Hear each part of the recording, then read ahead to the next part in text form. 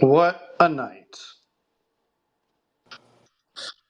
Yeah, it's been a been an interesting one, especially that article that John just sent about the guy that was a covert sperm donor and then had his own hand built plane that he died in today. Wait, what? Put that shit up on that Jumbotron, sir. Bizarre headline of the day. Yep, just a sperm donor killing himself in a self-built airplane. Nothing to see here. It happens Um, all the time.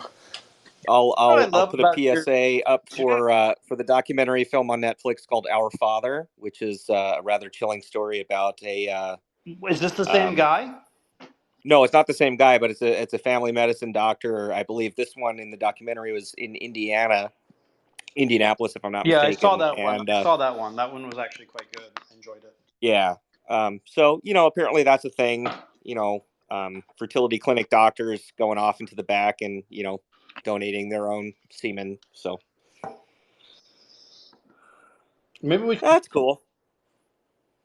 we should just call it weird stuff in the news. See if we can get more people in there. Yeah, put that shit up on the Jumbotron. I want to read about that. That sounds interesting. Let's see here. Yeah, I gotta say, I'm not a huge fan of those spaces. I get sort of dragged into them. Not a huge fan of them, to put it mildly. Um, I don't know, Tom, anything fun on your end? By the way, some people were listening to my Chris Christie space, or our Chris Christie space the other day, and apparently one of my friends is meeting with Chris Christie to go advise his presidential campaign. And some of the things we discussed in that space is going to be in a memo to Chris Christie. That's phenomenal. That's great news. Yeah, I Uh, thought you'd find that interesting. yeah, I hope that they put on there that do not try to lose weight. So we'll take that one off your plate and leave everything else. Yeah, we'll put more stuff on your plate. You don't need Yeah, to lose weight. exactly. We're loading it up because that's very very important detail. There's nothing worse than somebody who tries to be something that they're not. Yeah, like Kevin McCarthy. Yeah, what do we think? I mean, it looks like Joe Biden just kind of told him what time it was. I don't even know if he even talked to him. Well, apparently the CBO analysis is saying that the new consensus budget deal actually is going to have more people eligible for SNAP. Well, that's interesting. What does that mean? Do I have that right? What does that mean Yeah, I exactly? saw that same thing. So they're actually going to have more people that are available for what is it the SNAP assistance for like lunch and stuff like that for kids at school. Yeah, yeah, you got the details better than I did, but yeah, that's right. And it's crazy. Like you'll never take a dime out of the the defense spending, everything else, but Republic. They were talking about, well, let's get child labor back. So that if they want to get their SNAP, and they're 14, maybe they can just go to work. It was They're very strange.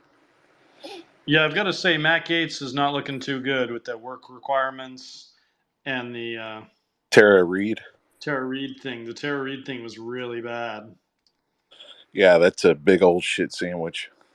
He said that she was like the most credible person he'd ever interviewed.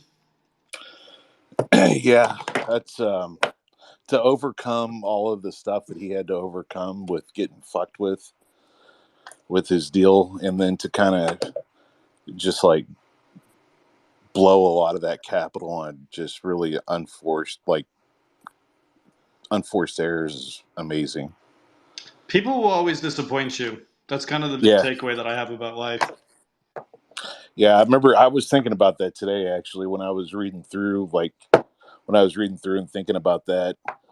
And that's something that always comes up in the spaces from time to time, which is make sure you never meet people that you look up to, or it's hard to be friends with a politician and then do like politics with them. Yeah, I've got to say I'm mostly just most of the politicians I meet are just deeply unwell, lonely people who really just need a hug, not a congressional seat. Yeah, exactly. You know. Yeah. Yeah. And then the little munchkin guy, that's an interesting character. I had forgotten about him. Patrick McHenry from North Carolina, who he was a little tiny guy that got in the middle of like Gates and that guy with the bad hairpiece that tried to fight him that night at the speaker vote, Rogers from Alabama. And so I saw him up giving like an interview talking about how he, really got one over on Biden. They got this phenomenal deal. And then you go back and look, it's like, oh, this guy, one of his biggest donors is a failed bank, uh, Signature Bank, because it was like a fake bank. And then uh, he's also a big proponent of crypto. So, I mean, the guy, and he's on the banking committee. So that's what, that's what they brought to the table. It's amazing. Yeah, I kind of have increasingly come to the view that Joe Biden might be right, that there isn't going to be a Republican Party in the future. I mean, say what you want. There, for him to actually make that statement, there's something behind it. Tom, I keep coming back to that thing you said about in the 07-08 debate cycle on the Democratic side when Joe Biden said, with Rudy Giuliani, it's always just a noun, a verb, and 9/11. Yeah. And how, like, at the time it sounded kind of farcical and just kind of one of those Joe Biden-esque gaffes. But based on what he was probably read into at the time, in hindsight, it was kind of spot on, Yeah. So that statement read through that lens does make me wonder, like, what does Joe Biden know about what's in store for the GOP? I look back, and so I was listening this morning to the anthrax scare that happened after that, and the fact of what they did to like Leahy, who I think Biden's, I'm assuming, pretty close Yeah, with. they're very close. Yep. And so they tried to fucking kill him, and to get him to vote for the Patriot Act. And there was something And else they in there wanted him that on they the had. Iraq War too. He was an Iraq War skeptic. Yes. Yeah. And then they also sent one to Daschle. And then you had some other people like in the media get envelopes, but they didn't have like real anthrax in there. Like Judith Miller, of course she didn't, because she was part of the media machine to get us all whipped up into going to war. I met her many years ago when she was working at the Manhattan Institute. She was a strange lady even then. She was friends with Barry Weiss. Well, that makes sense. Yeah. A mentor. She was also, they have people play like characters or parts in these tabletop simulations, like Event 201 before the pandemic. And they had this one called Operation Dark Winter. I think we've talked about that before. That happened in like the spring of 2001. I forgot the exact date, but Judith Miller was in there. She played journalist, so she was the one that had to whip out all the get everybody whipped up, playing that position in the there's going to be 100 million people die tomorrow. We're fucked. Enjoy.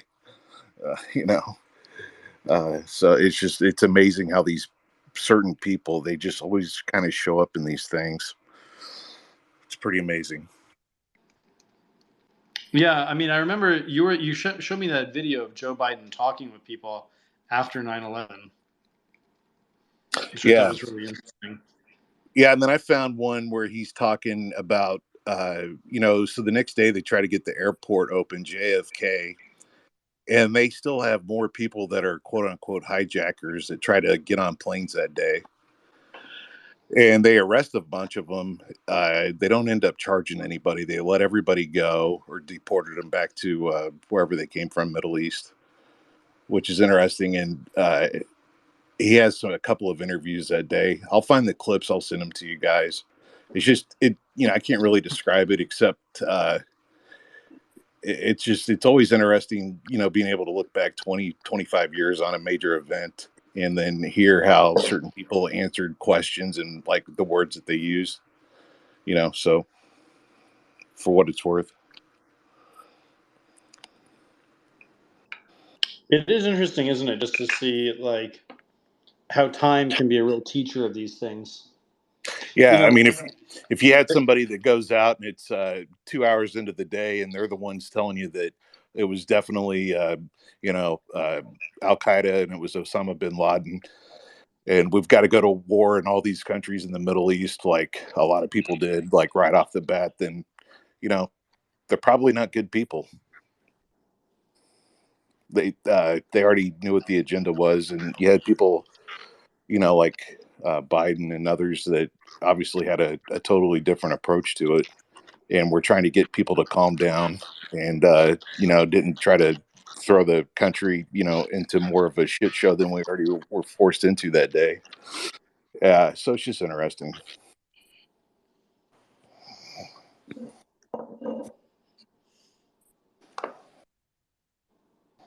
But I do think that that's what you're going to see DeSantis run on. He's going to be that Rudy Giuliani guy that it's a noun, verb, adjective 9/11. Well, DeSantis is going to be the one that it's noun, verb, adjective COVID, because he's got really nothing else to run on. And he didn't actually, there was nothing special that he did.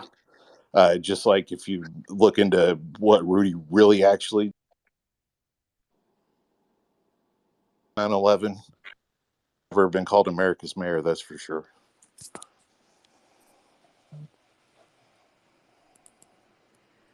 yeah, Couldn't COVID money take down DeSantis? I mean, Tom and I increasingly believe that Chris Christie is going to take down DeSantis. I wish COVID would. I'll just tell you, all my deep state Republican friends, those few that remain, are all crewing up with Christie all of a sudden. Make of that what you will.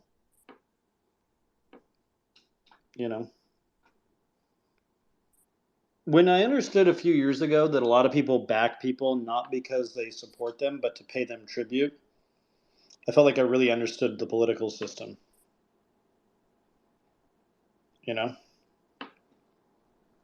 So, let's say you're a criminal and Chris Christie busted you back in the day. You pay him tribute for his political campaigns because he didn't fuck with you as hard as he could have. And that protects you from other prosecutors in the future. Does that make sense? I understand what you're saying. Yeah. So I think there's a lot of that goes on. Way more than we want to talk about. Charles, I've been sending you some links about this weird story that honestly I'm not fully read up on, about this exfiltrated arms dealer from Milan, potentially involving Mossad dispatching a military plane to exfiltrate as many as 10 agents from the situation. I'm not sure if the stories are linked, but just post that shit in the Jumbotron, John. How? I'm an idiot and I actually don't know how to do that. So post it so you see the purple box in the far right corner. Post it on your own site, like you're just going to tweet it, and then it'll come up on your tweet, and you can send it. I see. Okay, never mind. I'll do that. I just asked the question last week, so no big deal. But anyway, I think it's interesting if those two stories are related. That it's the second time Wall Street Journal today has been kind of beating around the bush with regard to Israel, which I think is interesting. Yeah, I mean, it's the story of our time, right? And the Journal can't really mention Israel. It's sort of barred from talking about Israel, which I find very interesting in its own right. It looks like they're going to bring ISIS back out of retirement to go do some tricks and pranks in the Middle East and then other places, because I'm seeing that pop up in the headlines again. What did you make of that New York Times story on the genomic stuff?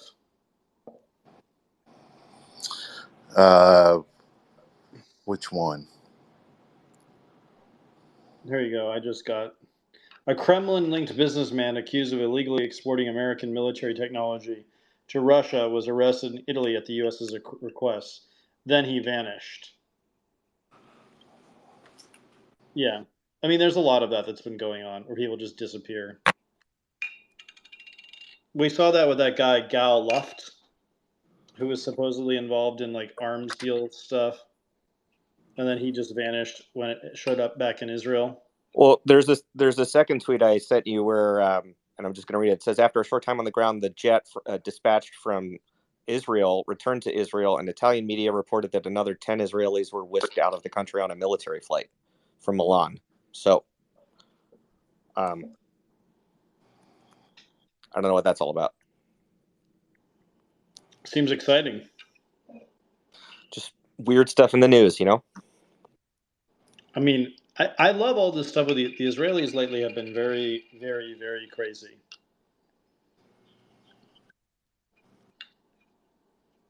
Let's see here. Yeah, let's post this one. I don't know. It seems to me that things are about to get very chaotic going into the presidential election. Tom, you and I were chatting earlier today about that LL 747 that took off from JFK at 4:11 p.m. on September 11th, 2001 that very few people know about, and I just recently found out about myself. Yeah, I recently kind of refound out about it because I had forgotten about that part of the story. And so, yeah, JFK had been shut down. Yeah, because of obviously everything that happened that day, and they'd evacuated the tower control. And what happened is some military folks were operating there, and LL is the Israeli airline, and there was one that took off with I think like 200 and something people, uh, agents that left on September 11th at 4:11 p.m. and went straight to Ben Gurion Airport.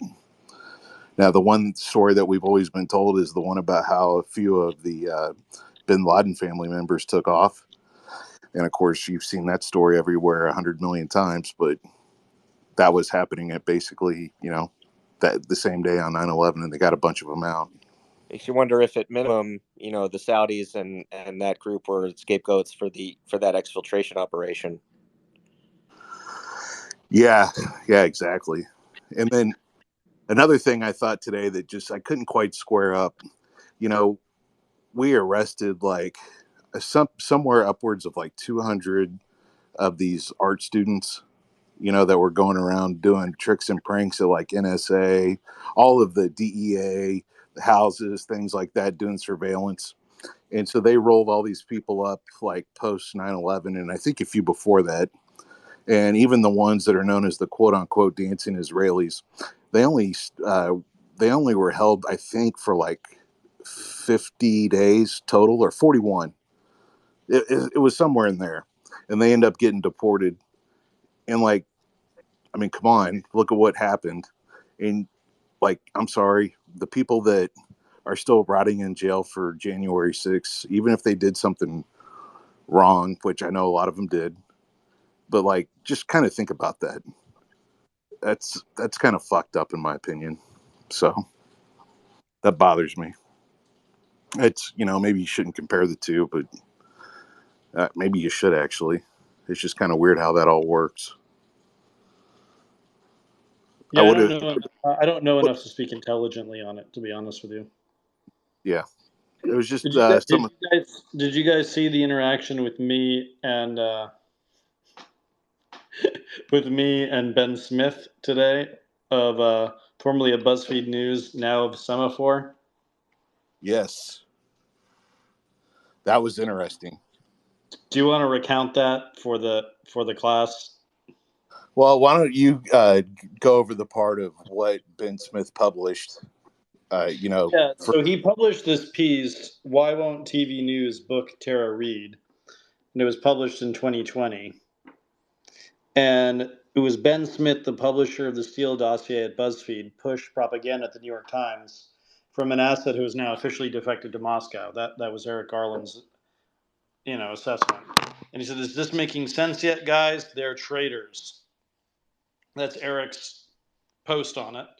And I just said, I would like to know why this is the case. I'd really like to hear Semaphore Ben address this. And he replied, "What I am, in fact, a traitor."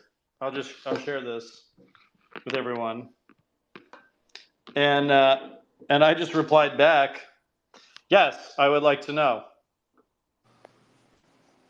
Or yes, basically. Yeah, here, just read that thread. But basically, he's been involved with Semaphore, which is Sam Bankman-Fried. He's been involved with Andreessen Horowitz at BuzzFeed, which is, BuzzFeed published the Fusion Dust, or the dossier, the Fusion GPS dossier. And he's been involved with the New York Sun, which got, shut down by the feds, and where Conrad Black went to jail and all that. So it's just very interesting, this kind of like, what's going on with all these new media properties. Yeah, he started off like he was gonna reply back, and be real powerful in his in his replies, and then all of a sudden, zip. Maybe he got a call or something. It'd be best if you didn't tweet about this. You're fucked. Who knows? Yeah, how many of these people do you think actually understand this stuff, and how many of them are like the help? That's kind of the question I always have on this stuff. Yeah, I think a guy like him, he's just the help. He just says, "Hey, you got to publish this, put it out," and whatever. And then at some point, you're like, "Oh shit, there may be some. Maybe I shouldn't have done that. This could be a problem." Semaphore is Yeah. what's his name? Sam Bankman-Fried. That's the money behind it. Yeah, Sam Bankman-Fried was a big investor, quote unquote. Oh, I've been talking to them about writing for them, so that's interesting to learn. Yeah, I'd go write for them and see what you can learn on the inside. Good point. I have all these people always ask me like, "Oh, I don't want to work for this corrupt thing," and I'm like, "Go work for them."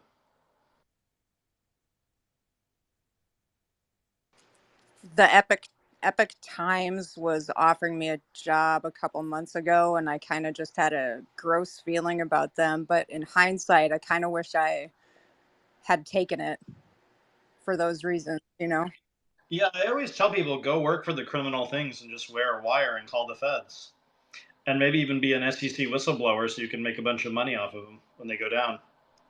Well, the Epic Times has such a shitty record anyways, but then their whole story is just bizarre. They're that what was that cult called? It's like Falun Gong, yeah. Which is totally controlled by the Communist Party of China, by the way, as all opposition in China is. Oh yeah. Yeah, it is interesting, isn't it? I mean, just kind of watch this stuff. Of course, the U.S. government has been pursuing all of the Chinese people spying on dissidents, real dissidents within the U.S. But what's interesting to me about that is why don't they pursue other governments targeting other dissidents within the U.S., like how the Israelis target Palestinians or sort of Israel skeptical people? I find that very interesting, just generally. But we're kind of in this moment where we can only talk about, enemy actions from certain countries and not other countries. I think we've been in that moment for several decades. It does feel like it's changing, though, to be honest with you. Yeah, no, I'd agree with that. Yes, sir. I've also had a lot of people that I didn't know were like Israel skeptical basically come out to me in the last year, which is always kind of a tell. I think there's a lot more people that are kind of like quiet about their views and they just do it for their own self-preservation. But then when the moment is right, they sort of switch on people. The comparison I've made is the opening to the Ken Burns series on the Vietnam War, where two next-door neighbors discover after many, many years of living next to each other that they had both actually fought in combat in Vietnam, because it was such a touchy subject that never had been brought up in all the years that they lived next to each other. So I do think the floodgates are starting to kind of open up a little bit. Yeah, could be right. I mean, that's the optimistic case. And may also, we may just be in a moment where people So, like, one of my business partners was telling me, like, hey, be careful on a number of things that you previously talked about because we're in a kind of chaotic environment. And because we're in this chaotic environment, anything can go. And so there's lots of people who are resigning under weird circumstances or thinking of resigning under weird circumstances. So it's going to have a very interesting effect over the next few months, just to kind of see what's the equilibrium points in the economy and the geopolitics and the like. What do you make of this Chris Stewart resignation? It seems awfully sudden and awfully fast. He's always been a pretty quiet member of Congress from what I can recall from following, politics. I think that he's on the, he leaned towards being a neoconservative type based on what I've seen. But he also comes from an interesting state where there's a lot of, issues with the church, right? In Utah. And I don't know, I believe he's probably part of the church. But I I was don't just know. looking that up, Tom, and the answer is yes. Okay. Is he on House Intelligence? Yeah, I think so. You think he's leaking classified materials to LDS, Charles? I mean, we have seen that historically. What about Mo Brooks? Mo Brooks is another one who's involved with this weird Mormon stuff. Oh yeah. Yeah, The Mormons do seem to be at the nexus of lots of different bad actors, so that's not a bad hypothesis. The Mountain Jews. Yeah, I mean, they're a weird bunch, I've got to say. I have a lot of friends who are LDS, but it is interesting the kind of weird culty things they get up into. I live about, a half an hour from the one in Missouri where they say that the top's going to open up and Jesus is going to come back down.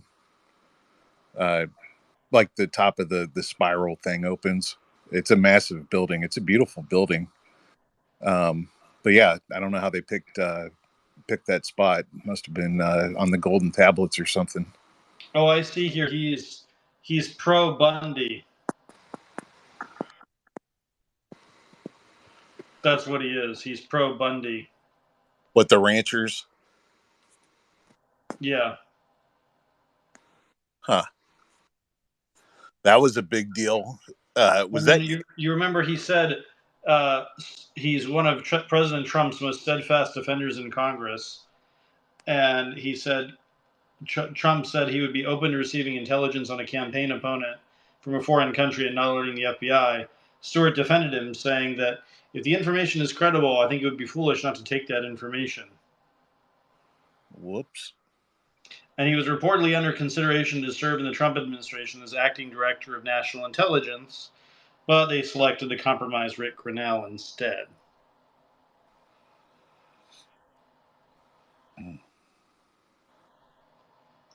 So that's kind of interesting. Yeah. Yeah, he's defended Trump during the Ukraine scandal. Yeah, it seems to me like he's just going to be in a lot of trouble. Yeah, and he's been in Congress a long, long time, I believe. He'd been in there several terms, so maybe they just gave him the opportunity to hang up the spurs and ride in back to the sunset, Well, it could also well be that his wife is actually ill. I mean, he's an older guy, Yeah. So, I was actually a big fan. Have you guys talked about the Tara Reid situation? We haven't yet. We can go into it if you want to. Sure. I mean,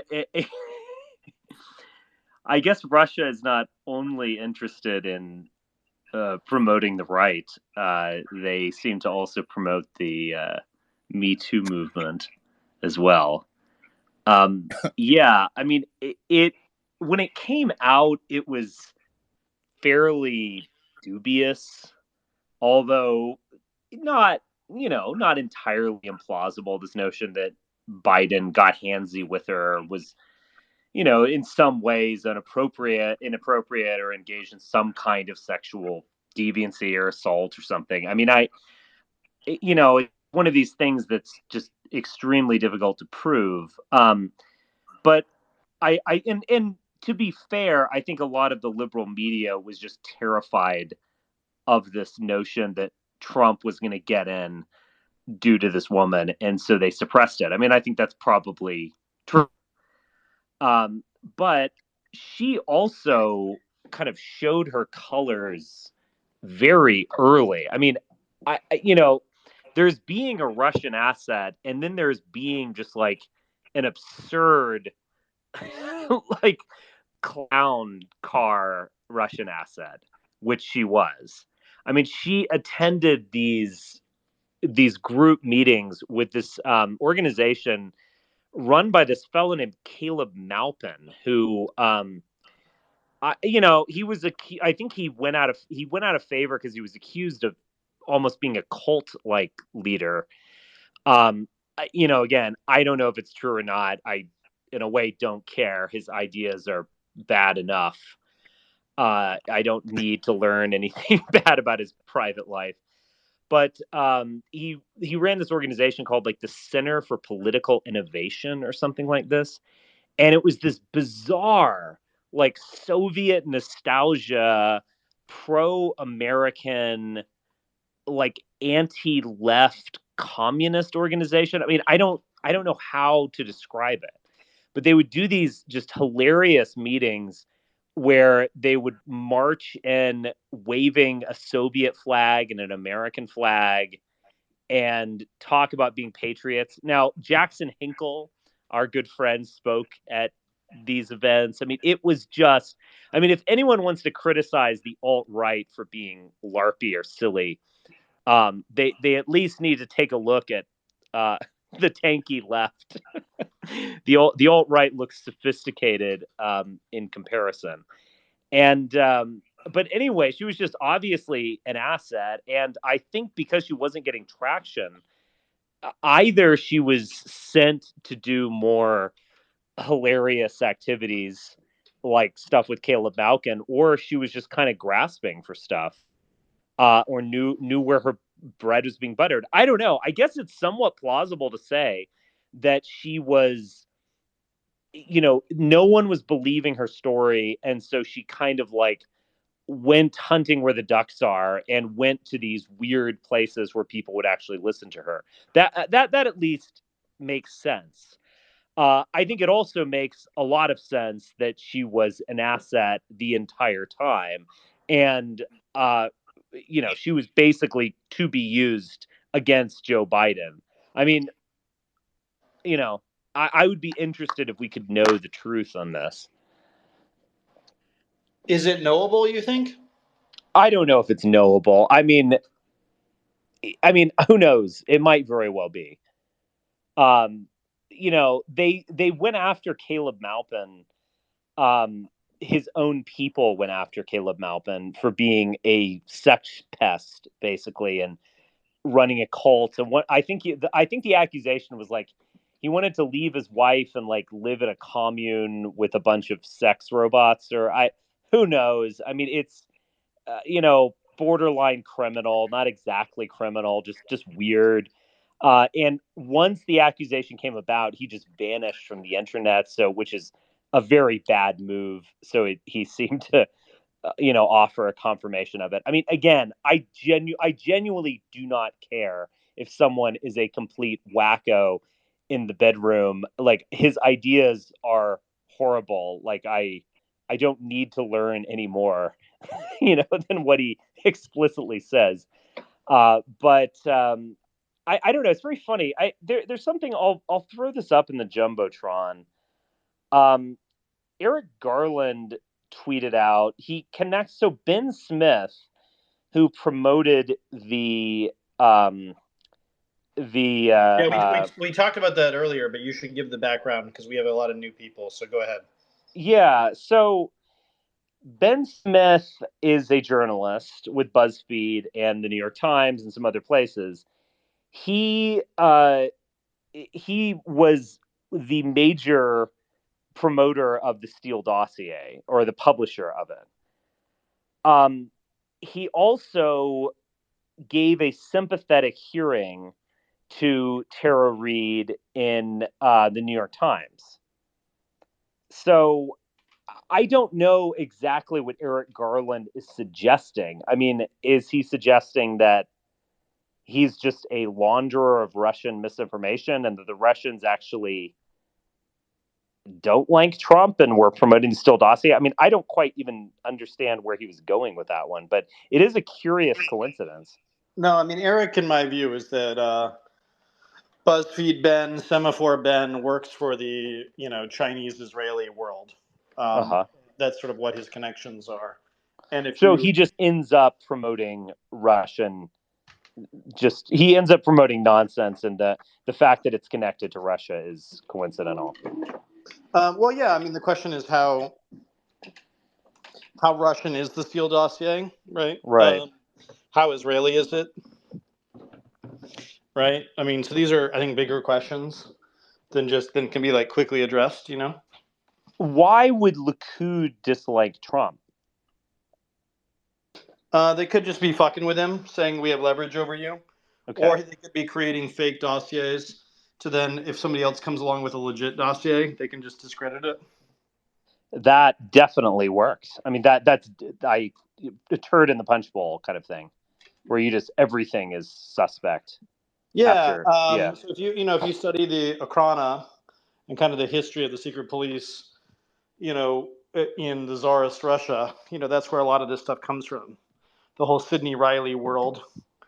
Interesting. There's a through line of those people to Epstein and to Maxwell and all of that. These sort of people that create fake documents, to try to use the fake documents to smear opponents, all of that. Interesting. And then, of course, there's black propaganda, too, where you hack somebody's emails, and then maybe you splice in some fake shit, too. Mm-hmm. Right? So that no one can really know what's up. Interesting. Yeah, in Tinker Tailor Soldier Spy, the novel, they referred that as chicken feed. I thought it was a good line. It's basically, let's say it's 49% fact, 51%, or let's say this 33% fact, 33% total nonsense, and 33% irrelevant, outdated stuff. And you just kind of keep them going. You keep feeding them the chicken feed, and they keep pecking at it, which I think is the metaphor. Yeah, I don't know. I mean, there's something about trying to get your opponents to run around in circles and to basically embarrass themselves with fake stuff that's deeply appealing on some level. Mm-hmm. We're kind of seeing it with the Republican, their weaponization of government hearings, because it's all kind of fallen flat, like Gates doing the interview with Tara Reade, like you were saying, and him saying, this is the most credible witness I've ever interviewed. I don't think they're going to interview her anymore. She would have to appear via satellite right. from the Kremlin. Yeah, it might be kind of a bad look, I was wondering if they could stuff Jackson Hinkle in her purse and send him with her. I think it would be great to get rid of him too. Yeah.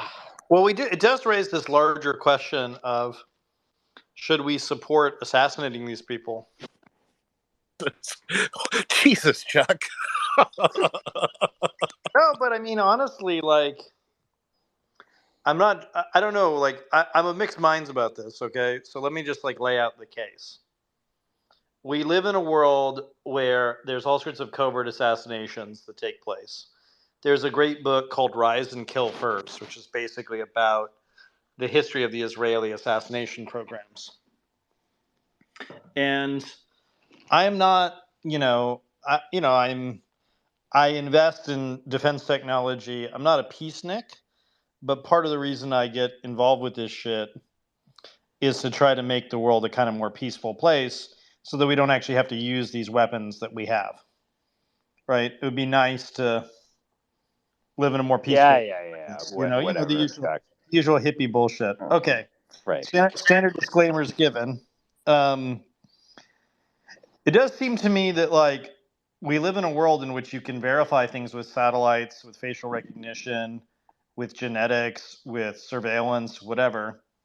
So it does seem like we live in a world where it's actually shockingly easy to identify people, and you can identify them, and you can have drones, you can have kill teams, whatever, assassinate people. So in the US, we have a shitload of people that are basically pro-Russia. And they're in our media. They make money off of this. Like, you could think of like all the Silicon Valley tech oligarchs would fit this category.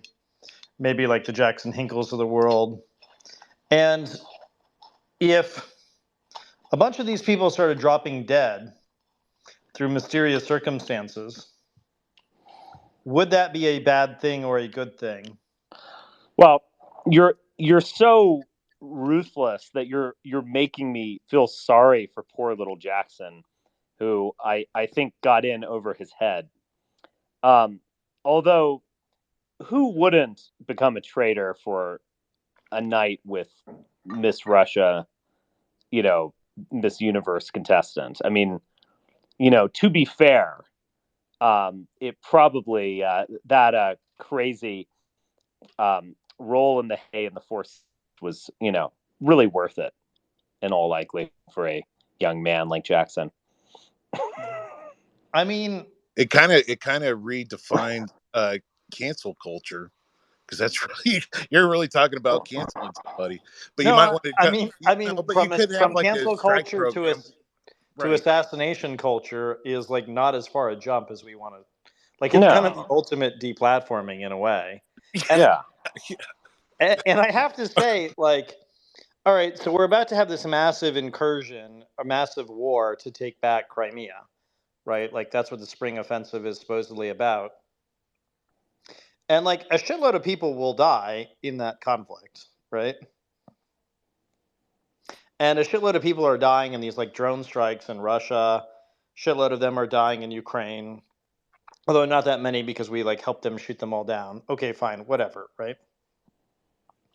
But why can't we just let the Ukrainians off the hook or off the chain?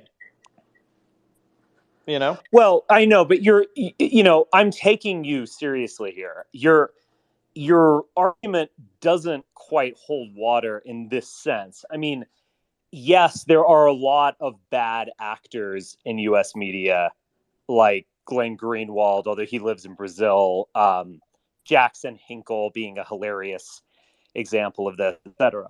But like, even if they were all eliminated tomorrow, I don't think that would really change the situation on the ground, because the tankies and the pro-Russian shills, I mean, not entirely wrong when they say that this is a proxy war. I mean, this is ultimately a war between NATO and Russia, and Ukraine is caught in the middle or is the inciting incident, etc. And we're not, like, if NATO were fully engaged in this campaign, then I would absolutely support like a Sedition Act type legislation. But we're not. So like, even if Jackson Hinkle, falls out of a window, Glenn Greenwald catches AIDS or whatever, I mean, it's not going to really change things. Why does Rupert Murdoch get to live? Well, guys, I'm just serious. There are many people who I hate. Pulled down.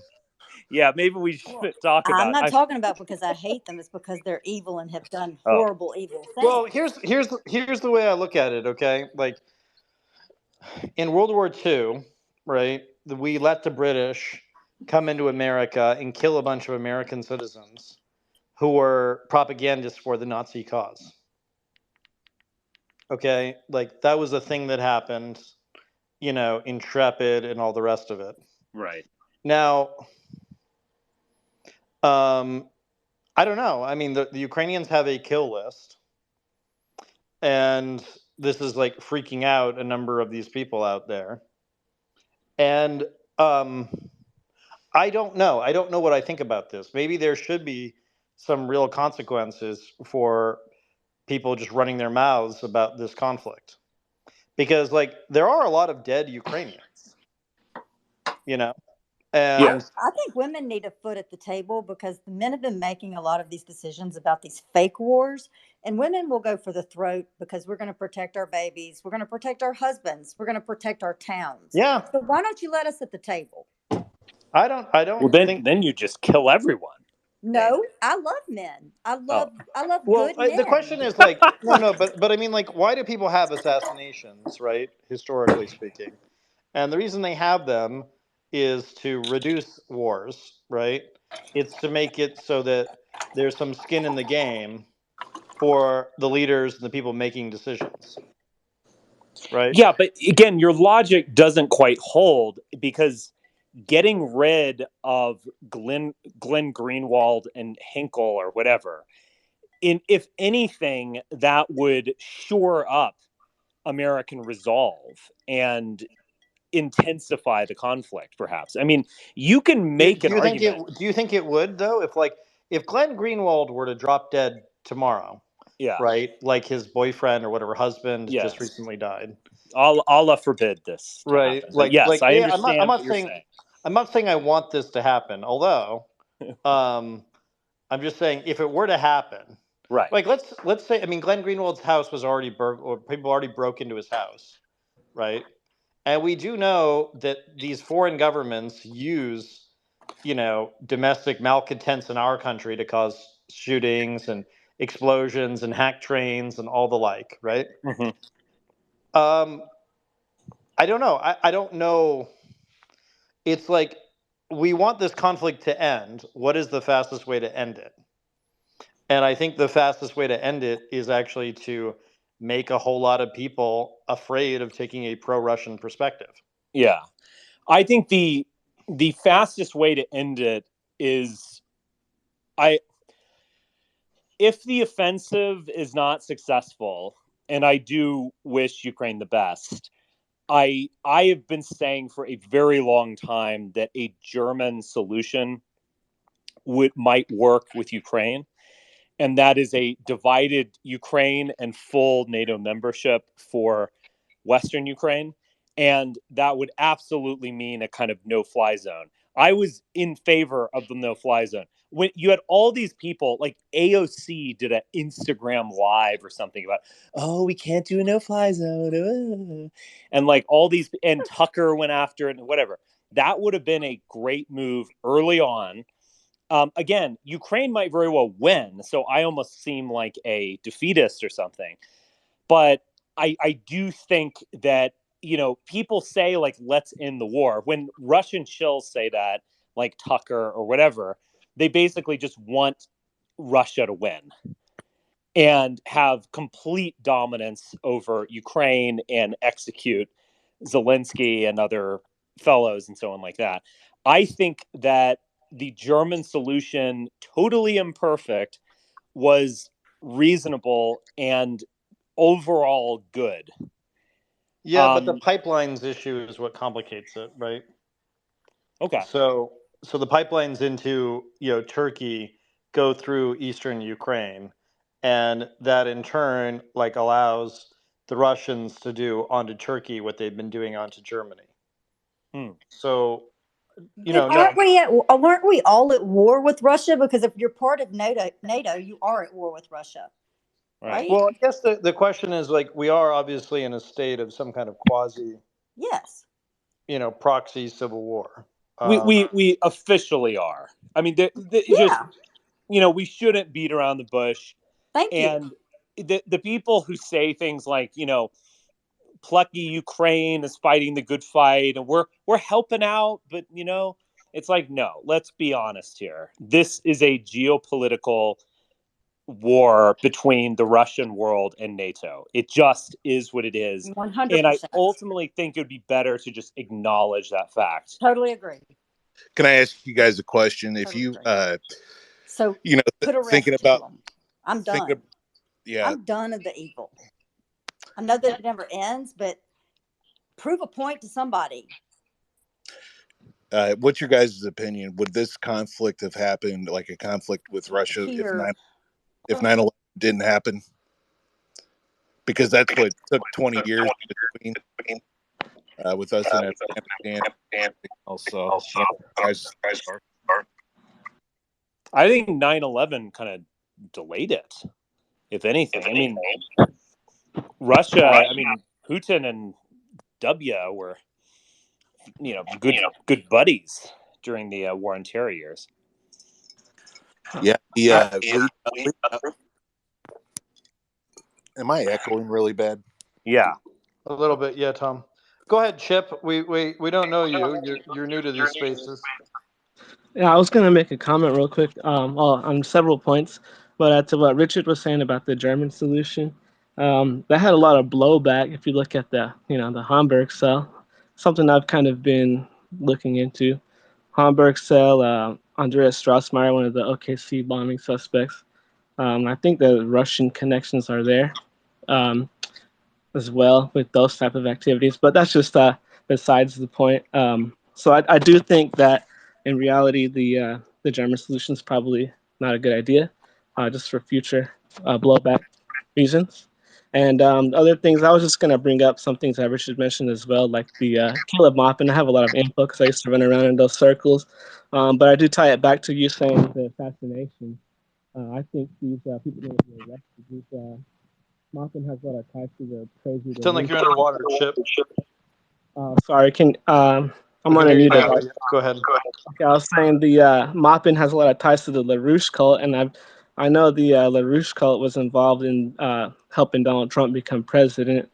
It was ignored by the Mueller report, but I know that Watergate attorney actually reported them to Mueller, but they kept it out of the report because they were at the RT Summit dinner. They met with Roger Stone there, the LaRouche people, and Maupin is deeply tied in with the LaRouche and the Dugan cult.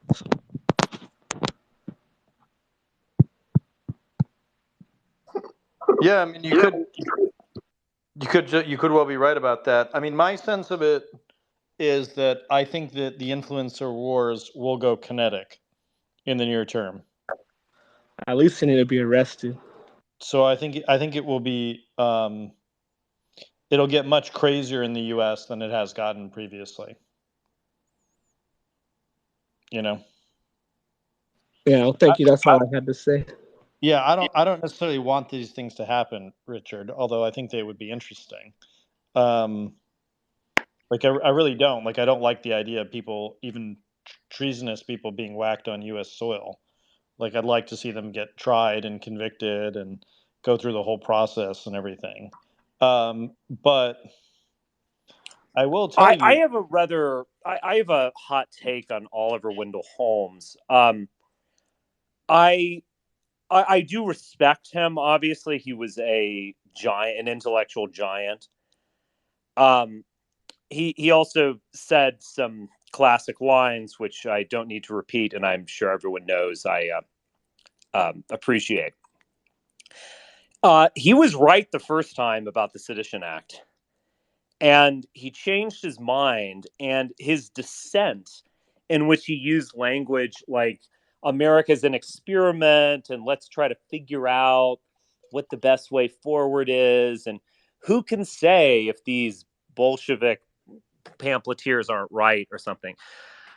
He created what we think of as free speech, where in effect, I mean, and I, again, to be fair here, to give the devil his due, I mean, I do appreciate free speech, your ability to say something bold, your ability to deny the existence of God, or your ability to paint a crazy work of art and hang it and speak your truth. I get it.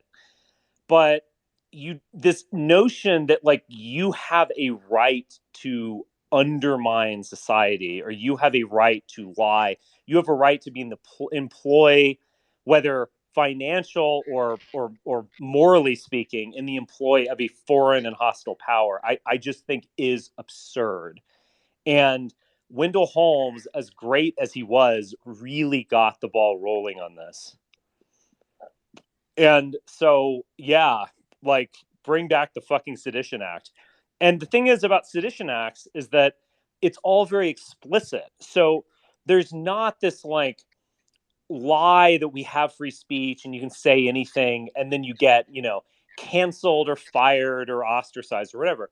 It's very explicit, You cannot talk about the subject. Just don't. You know what the rules of the game are. And I think there's something to be said for that, and I appreciate it. It's like you can't be a cop and be racist, right? Does that fall under that? What do you mean? Well, I mean, like, I don't want my police officers to be in the KKK. That means they hate black people. Usually they used to hate Jews, but now some Jews are in the KKK, believe it or not. So, Dana, most cops are racist. Like, no, I know that. Trust me, I live where they all are. We wouldn't have any cops. I'm just saying that. Well, maybe we shouldn't have as many cops. Right. That's fine with me. What you're saying is that you can't be in some kind of revolutionary group. I mean, I don't even want to get into the details. Authority where your existence, what you believe, is going to harm society. You're going to pick and choose who breaks the law and who gets away with it. And that's what we've been doing, and it's wrong. And so, yeah. Well, it may be wrong. It may be wrong, but it sure is practical. No, it's not practical. I would say this, Dan. I don't want to needle you here and get all tedious.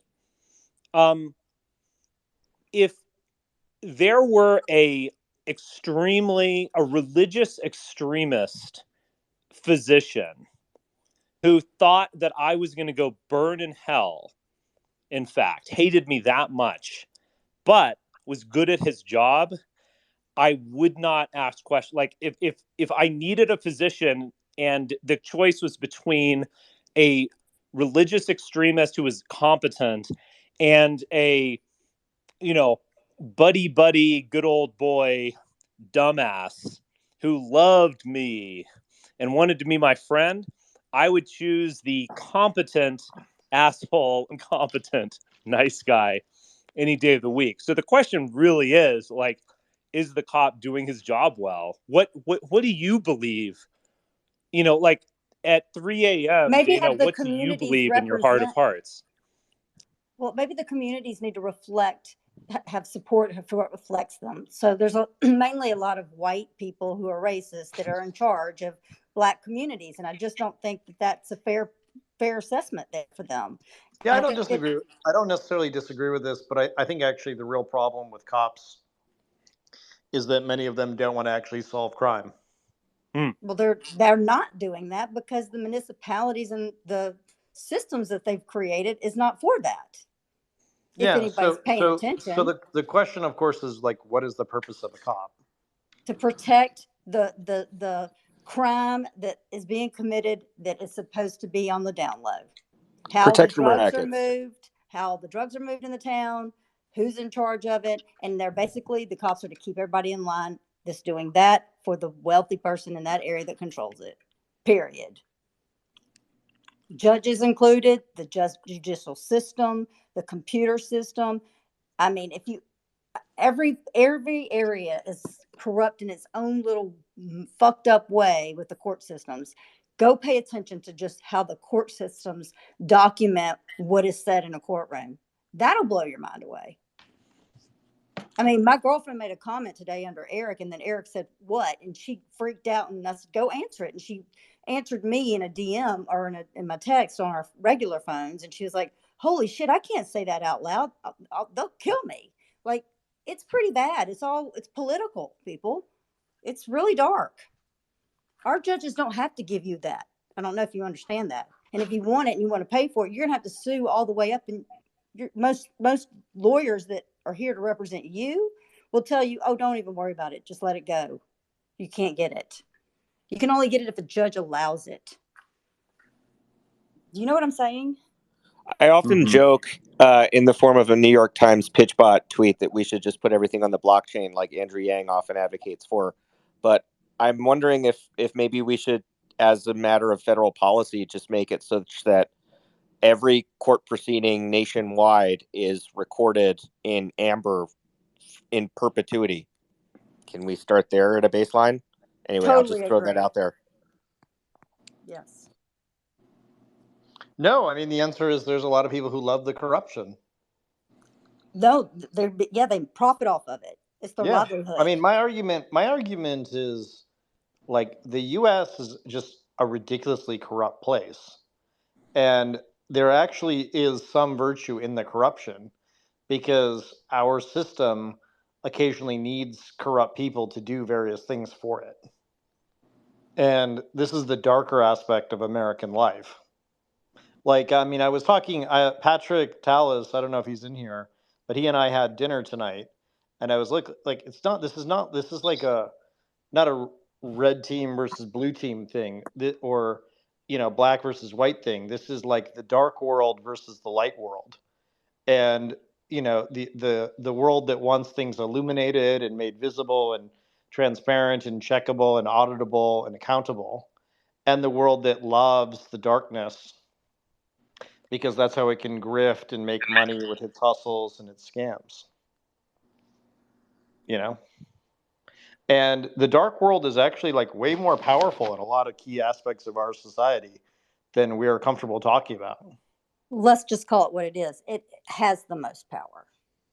Yeah, I don't know if I believe that. I used to believe. I do. Yeah, maybe it does in Alabama. Maybe it does in key parts of the country for sure.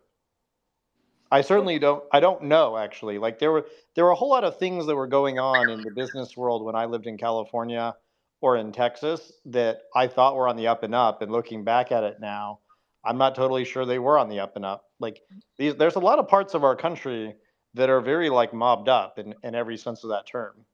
Why do we have Israel training our police officers? We're not capable of that. You're not an anti-Semite, are you? That has nothing to do with anti-Semite. No, but I mean, this is the joke, right? Well, they can go Charles, can we talk about that letter that? Sorry, Dana. Can we talk about that letter that Donald Rumsfeld wrote to Bobby Kennedy in 1963 about the classification of the Zionist Organization of America under the Foreign Agents Registration Acts? Yeah, I mean, look, they've always, every time somebody wants to register these groups and call them out and expose them, they get killed. So, what does that tell you about whether or not you should do that or not? And they shouldn't exist in the United States, period, if that's their attitude. Well, I happen to agree with you that this is a real problem. But, the problem is, what do you do when you have a group of people that are powerful, that are rich, that could buy people off and will assassinate people if they don't get their way? Like, what do you do with that group? Like, you take their money. That's right. And what is our government doing about it? Our government is there to protect us. Why do we even have a Pentagon if that's the case? Well, I mean, it's... how much money does the Pentagon have? What if I were to tell you that the Pentagon itself is and the infrastructure around it is a part of this problem, Yes, it does. I already know. Right. I mean, you have to understand that, like, we live in a world in which, like, what was it, the crazy Bob Lee thing that I posted? That I forget who gave that to me. Was that you, Tom, that gave me the Bob Lee stuff? Yes. Yeah, tell people about this Bob Lee shit.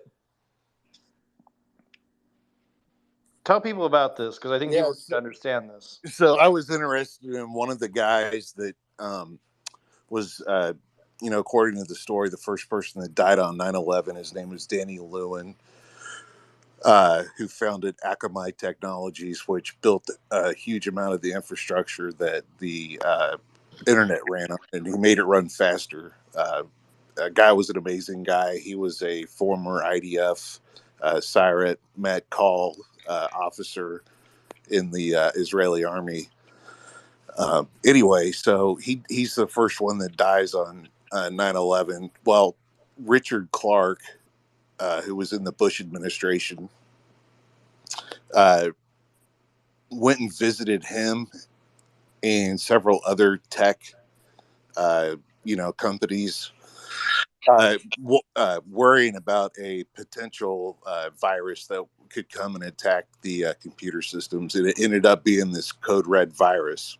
Well, Bob Lee, I did a little search on it. Bob Lee pops up, and that's how he kind of came on the scene. Was he was able to develop a quote unquote solution to the code red virus. And so that's kind of how all this intertwined. And then Charles kind of took it from there. So what did that mean, Charles, when what was actually happening when he came up with his solution for that virus?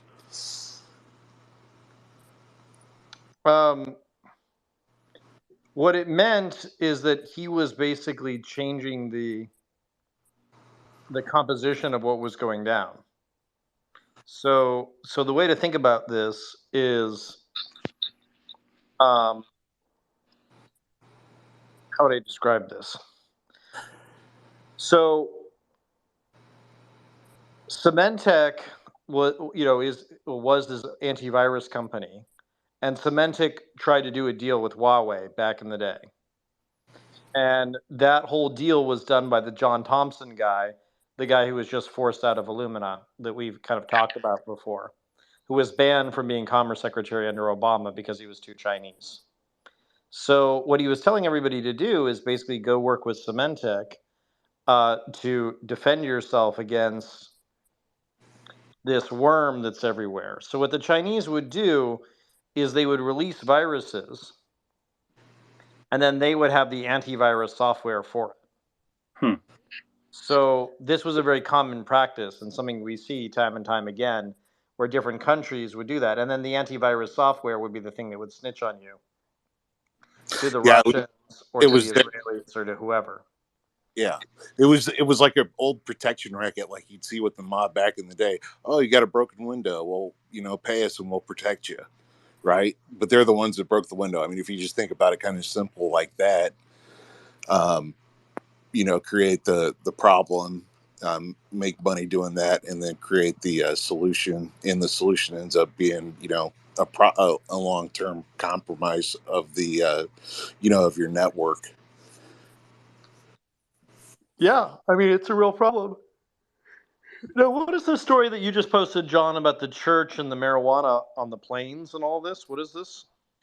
I'm just digging into it myself. I'm kind of stumbling across all kinds of wacky headlines today that I'm just coming across for the first time. But 290 kilograms of marijuana in a reportedly church or evangelical group-owned plane in Brazil.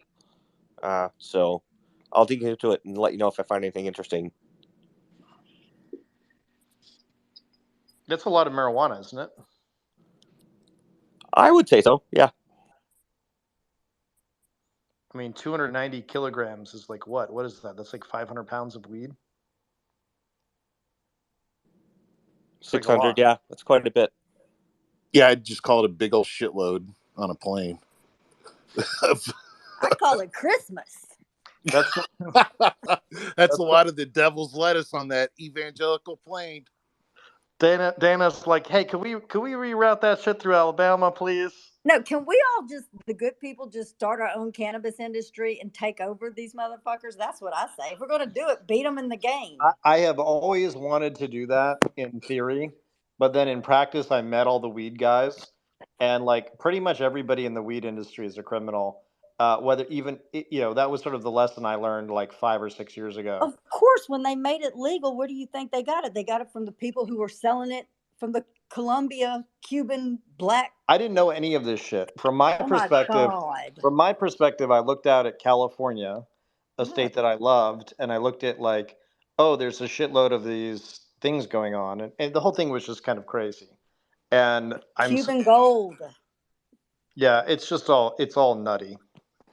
Yeah, but we could make our own, and there are good people who know how to grow this right. I know some of those people. Yeah, I don't want anything to do with any of that shit. But we can be the good guys doing it. Nope. I want nothing to do with any of it. I want to be on the other side of the planet from any of that shit. Okay. I mean, because I don't think better than alcohol. Well, I don't want to. I want to ban a lot of alcohol too while I'm at it. Ban it. It's the worst shit for anybody, I mean, except I actually, medicinally. everybody always makes this argument for why their drug is okay. Oh, well, this other drug is really bad, but it's legal. And it's like, well, fuck, we should get rid of that one too. Yeah, we're not I good believe in at that. microdosing and very small amounts. I don't don't want to believe be in, I don't super believe in high. any of that shit. Like, none of that stuff is, like, there are people who can handle this stuff, So you're admittedly. going to have surgery with no pain medicine? Really? Yeah, I've had surgery with no pain you're medicine. crazy. No. I had a root canal done with no anesthesia. You're nutcase. Crap. I'll bite into. They'll cut me up, Charles. I'm not even kidding. Like, I did do that because I was so worried about opioid addiction that I had that done, you know. You don't have to have opioids to do that. Well, no, you can have general anesthesia that they'll put you under, which I'm always worried about because it's called the redhead anesthesia problem, where they have to give you more anesthesia relative to your. It's like a thing with redheads. It takes a while to subdue a ginger. It does. I'm not even kidding. Like, look it up, redhead anesthesia. You'll see what I'm talking about. I'm gonna check that out. Yeah, it's fucking real. And if you give a redhead drugs, I mean, how would you know? 100%. Well, then you need to be our leader, so we do it. No, I don't want to touch any of the problem. Somebody's got to be sober. The problem I've always had with all this stuff is I know that there's a group of the population that loves drugs. I myself don't touch any of this shit because it's so fucking dangerous. Because if you're a weird person to begin with and you start doing drugs, God only knows what could happen to you. You know? Alex Jones just hired an ex-IDF soldier to do a show on his InfoWars. I threw that up in the Jumbotron. Adam Green from No More News covered it. I saw him in the space earlier. So that was an interesting story. Yeah, I thought that was crazy. I mean, I thought when people told me that had happened, I didn't believe it. Yeah, so we were going back and looking at his opportunistic coverage of Waco, right? And I sent you guys that video from the archive.org. And I only watched like a few minutes of it. But like, dude, that was weird. Like, I don't think it was good what he was doing with I felt like he was kind of taking advantage of the people that had just gone through all that shit, you know? Maybe not, but it is just really weird. How did he end up there to be in that spot? Hey, Tom, I just had this crazy thought. Is there any reports or evidence of Alex Jones crossing paths with Tim McVeigh in Waco? No. But that would have been Timothy McVeigh. Was he down in Waco at all? Because he was. I thought, he was apparently very inspired by the event and drove down there in person. Oh, that's very interesting. We got to look into that. Do you guys know that the Columbine shooters wrote in their diaries about running planes in New York City into buildings? I did. I didn't know about. Excuse me for bringing that up. That's pretty dark. But when we talk about these psychological operations and influence operations, how does one even come up with that idea? I guess maybe at that point you've seen that in movies a few times. It was in a Tom Clancy book, I believe. I mean, not exactly that. I think it was flying a plane into the Pentagon or who knows, something like that. Yeah. But yeah, it was pretty close. But you're suggesting that like that is pretty dark. I mean, that could be a coincidence, obviously, but you're suggesting that they're running like nonstop psych operations and putting these ideas in people's mind. It was an mind. underground sexual boy trafficking in Colorado. That's where I read where the guys came up with it, because it was from I don't know if it was a police officer or a sheriff or something that was in an underground boys sex trafficking club in either Colorado Springs or Denver. And then it connected back to San Francisco. I put a bunch of that up a couple of years ago. I kind of remember reading this that you put up, and I remember thinking to myself, like, holy shit, this is crazy. And I think it may actually be true. I mean, the stuff about all right, so the Matrix and the Trenchcoat Mafia and gunning people down and all of that stuff, right? Like the Matrix like comes out right around the time as the Columbine shooting. Yep. And there's this sort of like glorification of like people who take the red pill running around Yeah. killing people. And But here's what's weird about that is, so I think me and Richard are probably, I think we're about the same age or very close, maybe slightly older, but I can remember in high school though, guys were already dressing like that. Some people would, like back in like 1995, 96, 97, like wearing the Yeah. black coats to school, before the Matrix came out. So that's very interesting. well, the Yeah, the Matrix came Matrix is out. picking up on it. The Yeah. Matrix came out in March 97. 1999. And the school shooting, the Columbine shooting, which kind of kicked everything off, That was was 90. April 20th, 1999. Yeah, that's right. 4/20/99. Yeah. Hmm. And I remember it very vividly because I remember seeing The Matrix with a friend of mine at the movie theater, and then like 2 months later, seeing all these pictures of the two guys who did it wearing all the trench coats and like all of that. And you think about like, all right, well, like where did The Matrix come from? It was all shot in Australia, a very Chinese place, and it was done by Warner Brothers, right? Which is like a very like increasingly Chinese property at that time. Bill Barr, right? Yeah, well, well, he certainly had ties to them. Yeah. And so there's all these like weird Warner Brothers connections here. And anyway, I mean, I don't know what to think about it, right? So I just know that like I think that there's a concerted effort, and then we have Fight Club around that time as well. And Fight Club basically glorifies like nihilistic domestic terrorism. And I'm thinking, if I'm China and I get into the WTO and I want to cause all this trouble in the United States, or I'm Israel and I want to cause all this trouble in the United States, what do I do? Like, what are the types of films that I would promote? I would promote all these antisocial, violent films that encourage a bunch of men to get together and cause chaos. So I become a lot more. I become a lot more depressive about some of this stuff. And remember, like, Time Warner had all these connections, around this time with all the Chinese money that was coming in, right?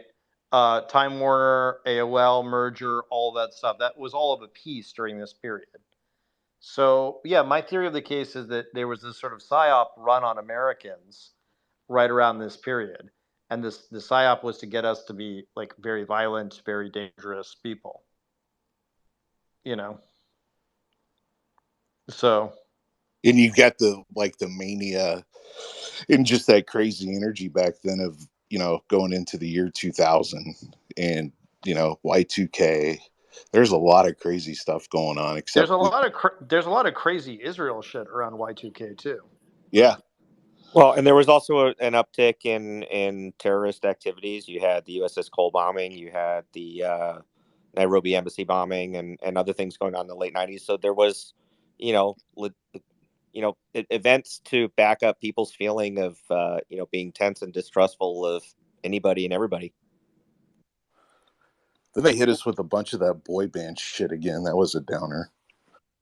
Well, if you look at, so Arnon Milchan, who we've talked about before, he was an Israeli intelligence operative, which we do know, and he was also a film producer. And, he supported the Masada miniseries with Sidney Pollack.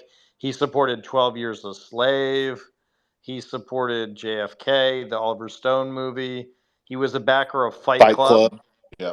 Fight Club, right? Yeah. If you go and watch Fight Club, or go and watch Mr. and Mrs. Smith, right? These are like very sick films when you understand them in those contexts. Fight Club has a lot of 9/11 themes in it. The destruction of the buildings, the banking industry, and, just watching it all tumble down. There's that scene in there, I think, towards the end of the movie. So. Yeah. So the question is this predictive programming? Like, what the hell is all this? You know? I think that there's so many. So we've had several years to be able to look back on these events, and I think that there's like enough information that if you dig around, you can find little different threads of things that do make sense that kind of go together and build a better picture of exactly what's gone on. And even if it's not a predictive programming, it's definitely a way of just continually muddying up our sense making abilities. Yeah. I mean, it could well be. I mean, it could also be the case too that the U.S. There's always an effort to destabilize the top dog, right? Which is what the Chinese try to specialize in their own way. And obviously, the Israelis just want to be in between the great powers. And the Russians have all the relationships with organized crime. Well, they had a lot of tricks and pranks going on in like 1999 with the firebombing of the apartments. Yes. And he was having the Chechen war. So I guess if I'm one of these leaders in another country, if I can get the United States to just worry about crazy, stuff like in movies or do crazy shit to each other, it makes it a hell of a lot easier to get away with what I want to do in my own little sphere of influence. Yeah, it's pretty nuts.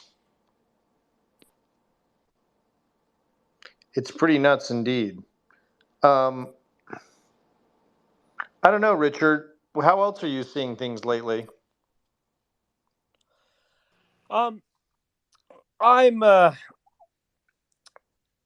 still going down this path of America has been demoralized in ways that we can't even quite put into words, and that we're headed for a very intense right-wing backlash that is going to be as violent as it is stupid.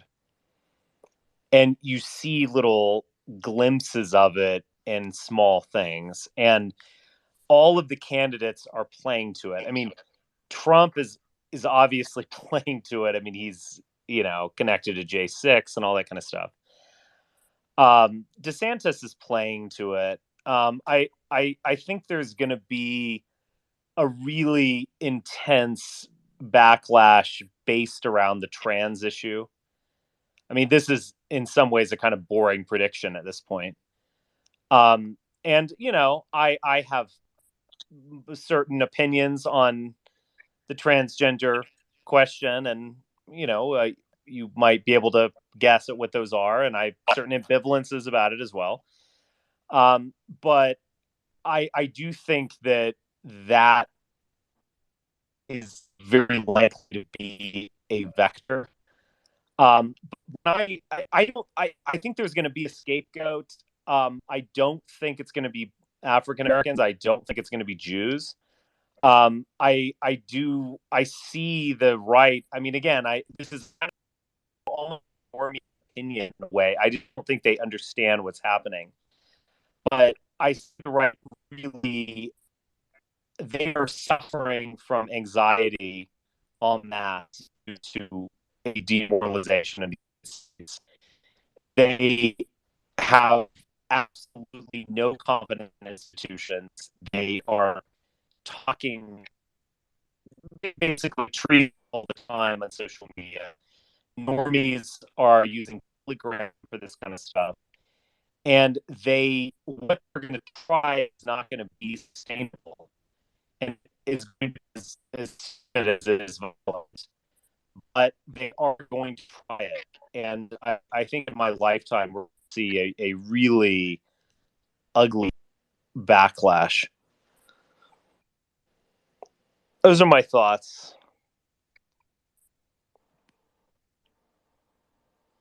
That's interesting. So you think that basically things are going to get way worse? I do. I think they are going to get worse. Yes. J6. That's going to Charlottesville. J6. These. I mean, J6 was much more intense than Charlottesville. and more interesting in many ways. But that's going to be just kind of like a little warm up act. I think we're going to see really intense stuff going forward, because they've been demoralized. They can't win elections. They, I don't know. It's so funny.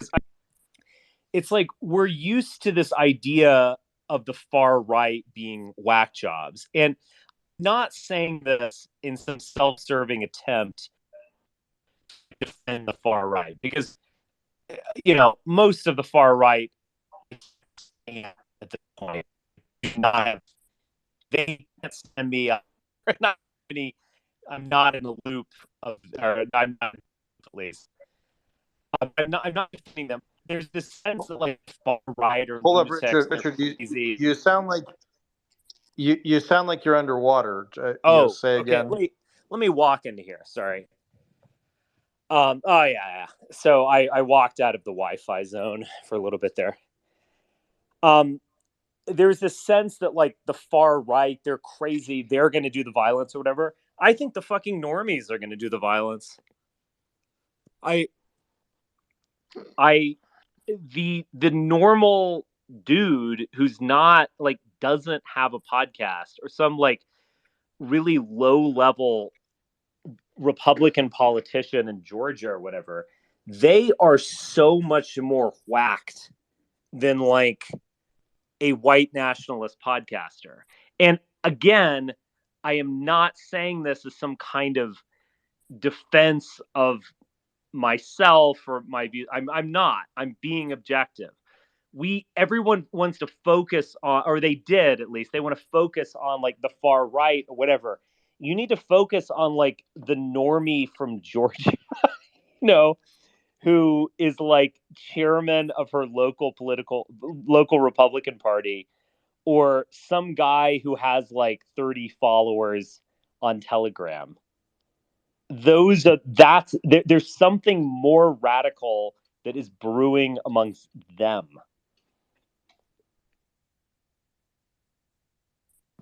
Totally agree. Yeah, I don't disagree with that. The number of sort of normie Republicans that I've met who are actually like way more radical and way more violent than anything I saw in 2016, it's really disturbing. I mean, it seems to me the Flight 93 stuff leads logically to storming the Capitol. Yes. And I think to some extent, maybe the entire legal infrastructure on the right is designed to facilitate all of that.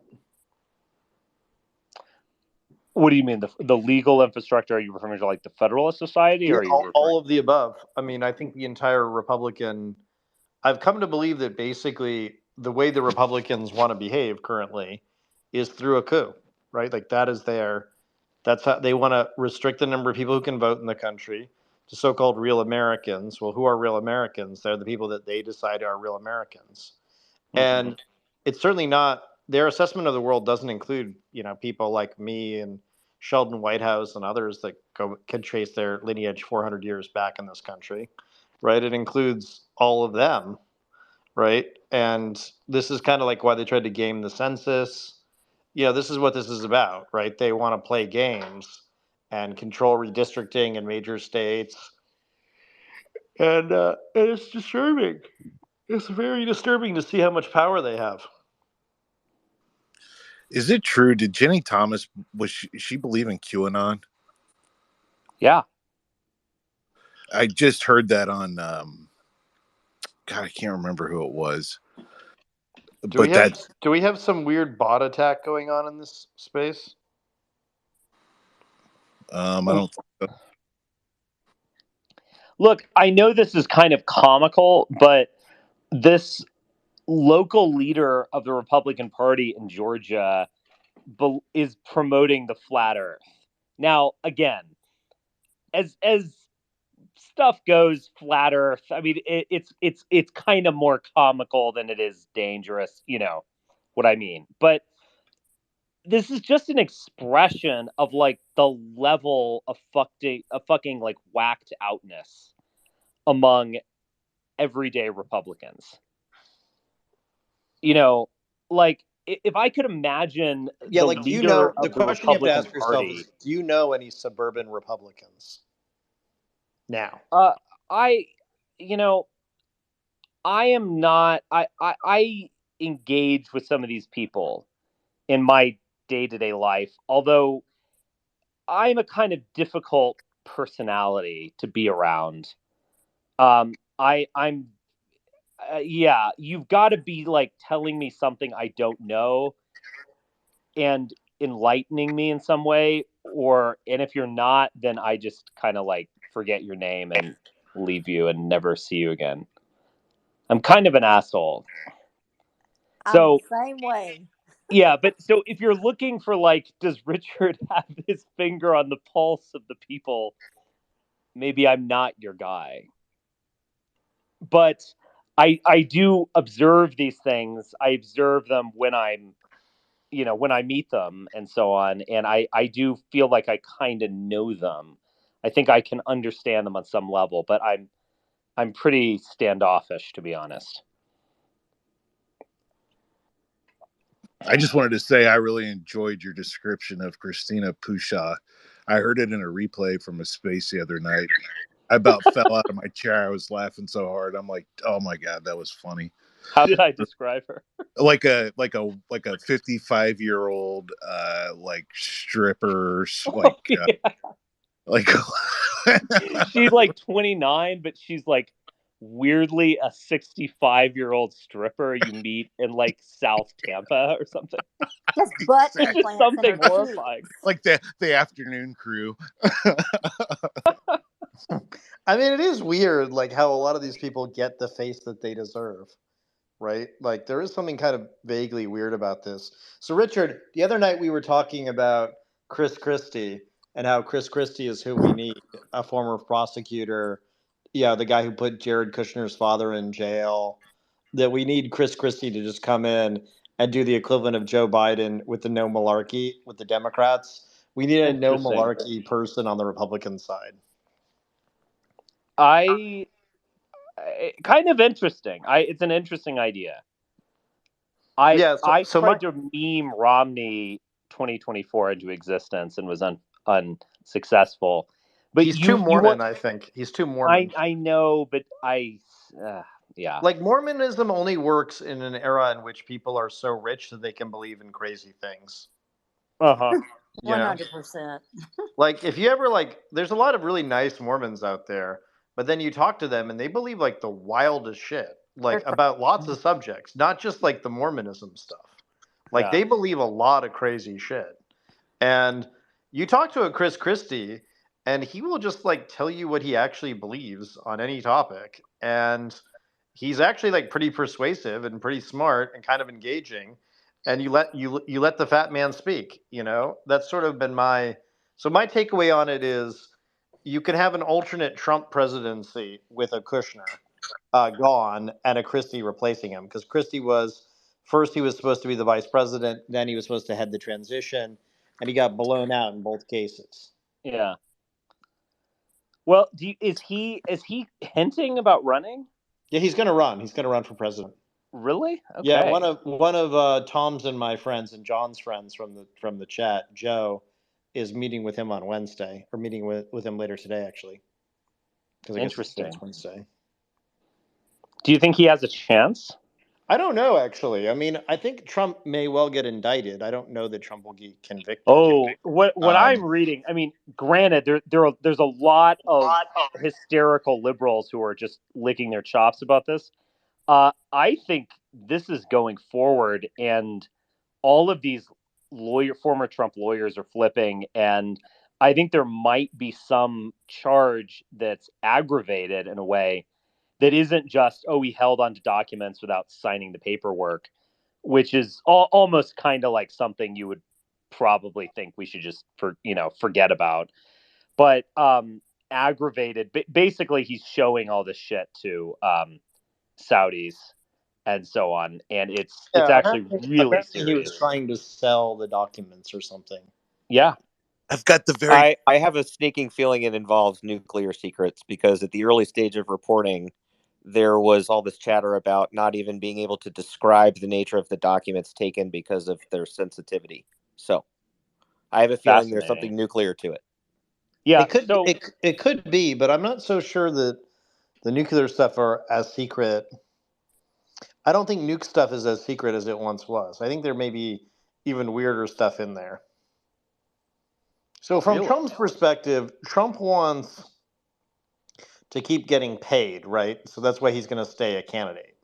Because if he stops running for office, or at least having a chance of being president, he's not as useful to the Saudis and the Emiratis, Mhm. right? That's kind of his gambit. So he kind of needs to be running still, right? Hmm. So he as long as his numbers keep up, which they should, among rednecks, he basically has a very good chance of winning the nomination. Now, but I think what's going to happen is I think a lot of the kind of like suit Republicans or the deep state Republicans are going to be like, all right, we need somebody that's not Trump, and this DeSantis guy's a fucking joke. Yeah. Who can we find to replace him?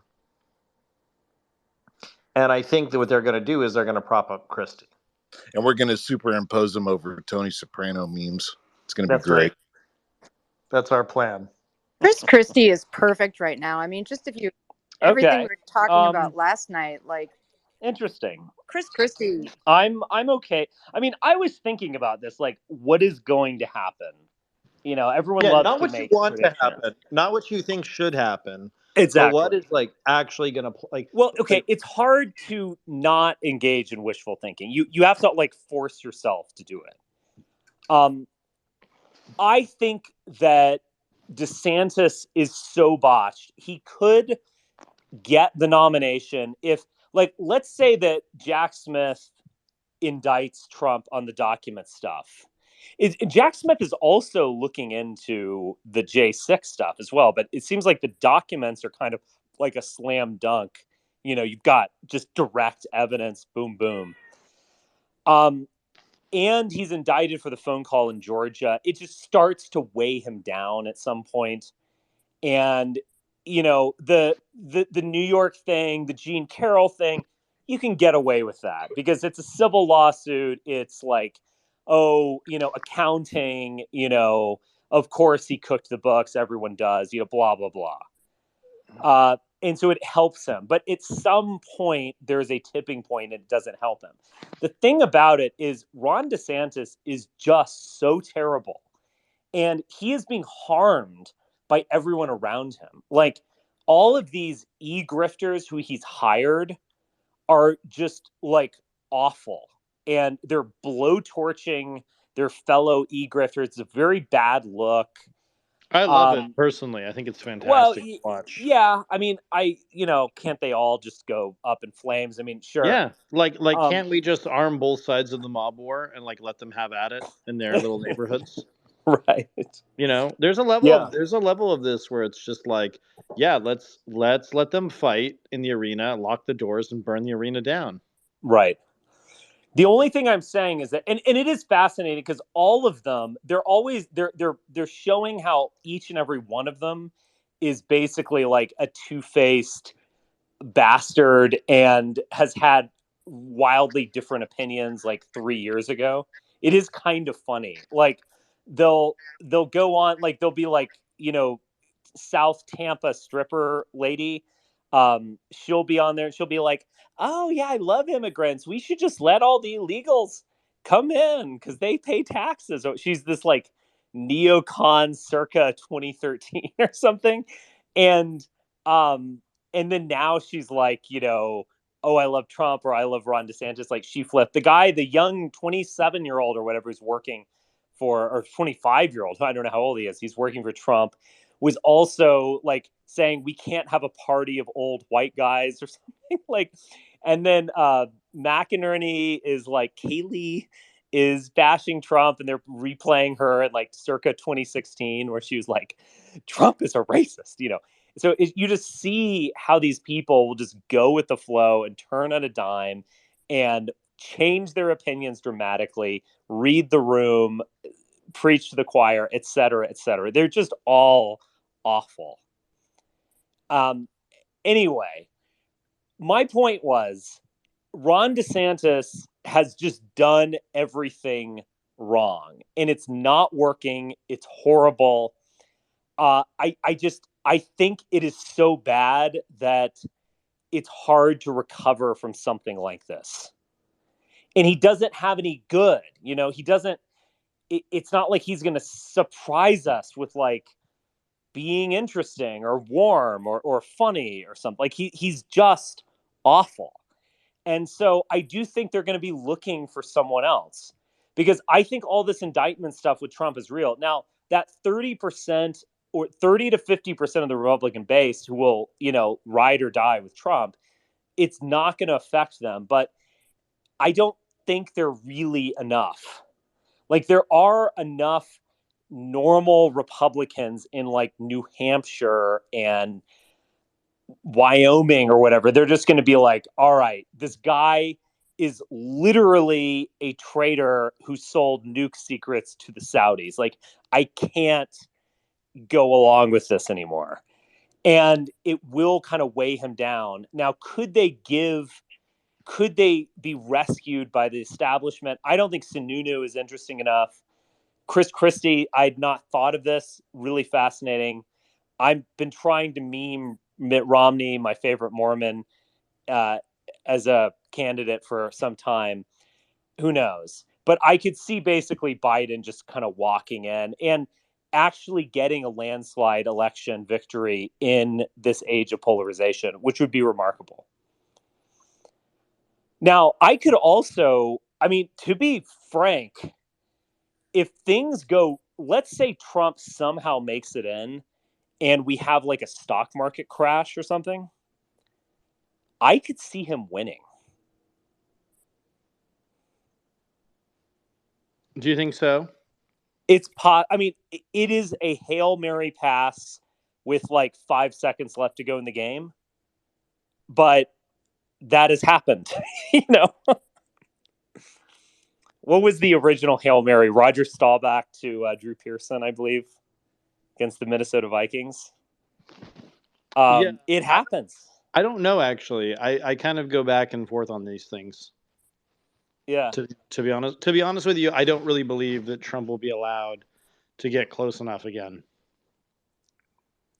On a video podcast, I said, because I was suggesting the Kushner connection, which I was not the only one. You actually even saw it in like New York Times liberals and whatever. But, it's like Donald, Kushner gets this massive multi-billion-dollar inflow from a sovereign wealth fund into his little hedge fund project. You see these documents. What was he doing with these?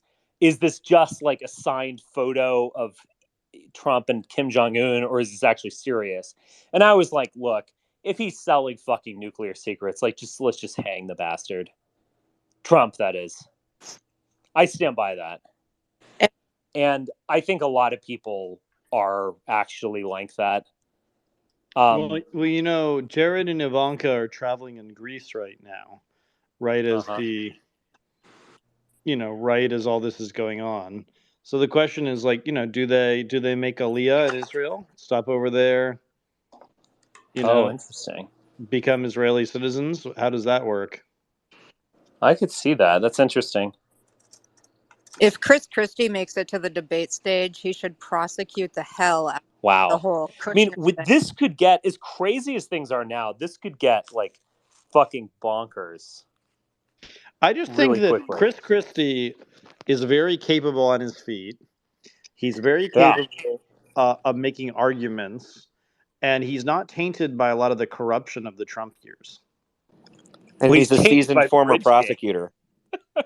He was like, what was Bridgegate really about? Like, I know, it seems minuscule in comparison with selling documents to the. It feels almost quaint in a way. Yeah. Even if he did like all the things he's accused of doing, it's like kind of cute in a way, Yeah. There's a video, Richard, of Christie doing an interview with Trevor Noah, of all people. And anybody in this room, I put it up in the Jumbotron. I highly recommend watching it because he goes through exactly like what he went through with Jared blocking him from being, on the transition. He said that, Chris can't be trusted, Donald, because he put my father in jail and he should have let the rabbis work it out. Oh my God. Yeah. That's a, But he I comes can't believe across I'm liking really Chris well in it. Christie. Wow. Yeah, you It's will. the And I kind was like, it's I the kind of watched it. thing And that I'm like, makes I'm you so like in for this guy. yeah, it's the kind of thing that makes you vaguely anti-Semitic when you watch that video. I've got to say, it's pretty bad. Where he just, Even someone like you or me, and then that can happen. I mean, Yeah. I know it's shocking. Like as you Yeah. know, you and I are such fans of them, all of them really. how perfect is Well, Like, I just love humanity. I mean, I'm a humanist, I think, at heart. Really. Yes, Yeah. yes, not a misanthrope at all, Richard. No. You've got lots of love for everyone. Yeah. Definitely. 100%. That's me. I hate everyone equally. That's me. hey, Richard had to talk Charles off the ledge about his new cancellation program for foreign influencers. He was the voice of reason. Yeah, I remember thinking to myself as I was articulating it, and it's like, oh fuck, Richard thinks this is too far. What's going on? What's going on? I didn't. I actually would feel sorry for Jackson Hinkle due to his youth, but I would not feel sorry for Glenn Greenwald. I just don't think it. I don't think it quite makes sense. Like, So let's say Glenn Greenwald is starting his car tomorrow. There's a car bomb. He's dead. Okay, like let's just say that happens. All right, not saying it should happen. Not saying whatever. What the fuck happens then? Right? Like to me, if a number of these people just start dying under very mysterious circumstances, that actually becomes like way more crazy and way more interesting because the mad right in this country is going to notice it, right? They're not going to not notice that there's all these influencers that they loved and they subscribed to on Substack dropping dead all of a sudden, right? They'll blame it on George Soros. Yeah, they'll blame it on somebody, right? Soros, whoever, Obama, Susan Rice, whatever, Michelle. It's the Chi-Coms. Yeah, or whatever, right? They'll blame somebody else for it when the Israelis or the Ukrainians or whoever are doing the whacking. But then the question becomes like, what happens? Like, will people just start shutting up? Like, what happens in that world in which there's all this stuff happening? And so that's one frame. The other frame that I've been thinking about a lot lately is it does seem like there's a whole shitload number of Teslas increasingly involved in fires, crashes, running off the road, whatever. Now, maybe it's just a bias of like it's in the news, you sort of see it more often. But the other day I was driving around in Northern Virginia and I saw a Tesla that caught fire. JBad here is always sending me stuff about Teslas being death traps. And the question is like, are other countries fucking with these cars to kill people to cause chaos here? So I've become and then obviously we know about all the train stuff. We saw that we saw today there was a big story about we saw that there was a big story, let's see here, about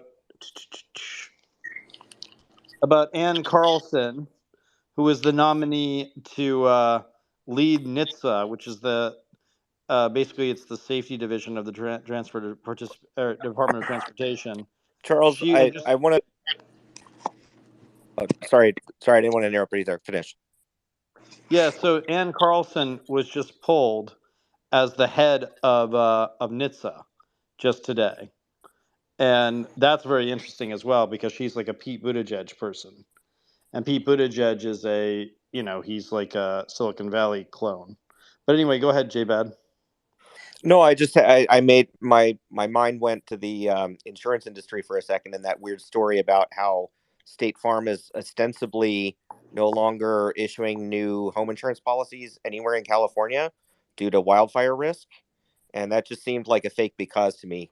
But it does, I think, suggest that maybe there's some shift in the actuarial tables underpinning the insurance industry that we're going to become familiar with soon, and it could be related to some of these other asset classes and physical goods and their insurability, that sort of thing. It does strike me as like there's clearly a concerted push to get people to move away from the Southwest and from California generally. I It's think you had very interesting. earlier, Charles, which is get the groups to fight against each other, the influencers. And the other part too is this time around, now they're outing each other for their FARA violations, which is really amazing. It's great. Yeah, every day I wake up and I just watch like the DeSantis person hits the Trump person with the chair. They kick each other in the groin, and it's like, I want to just scream, Jerry, Jerry, Jerry, when these guys go at it with each other. I do. It makes me laugh.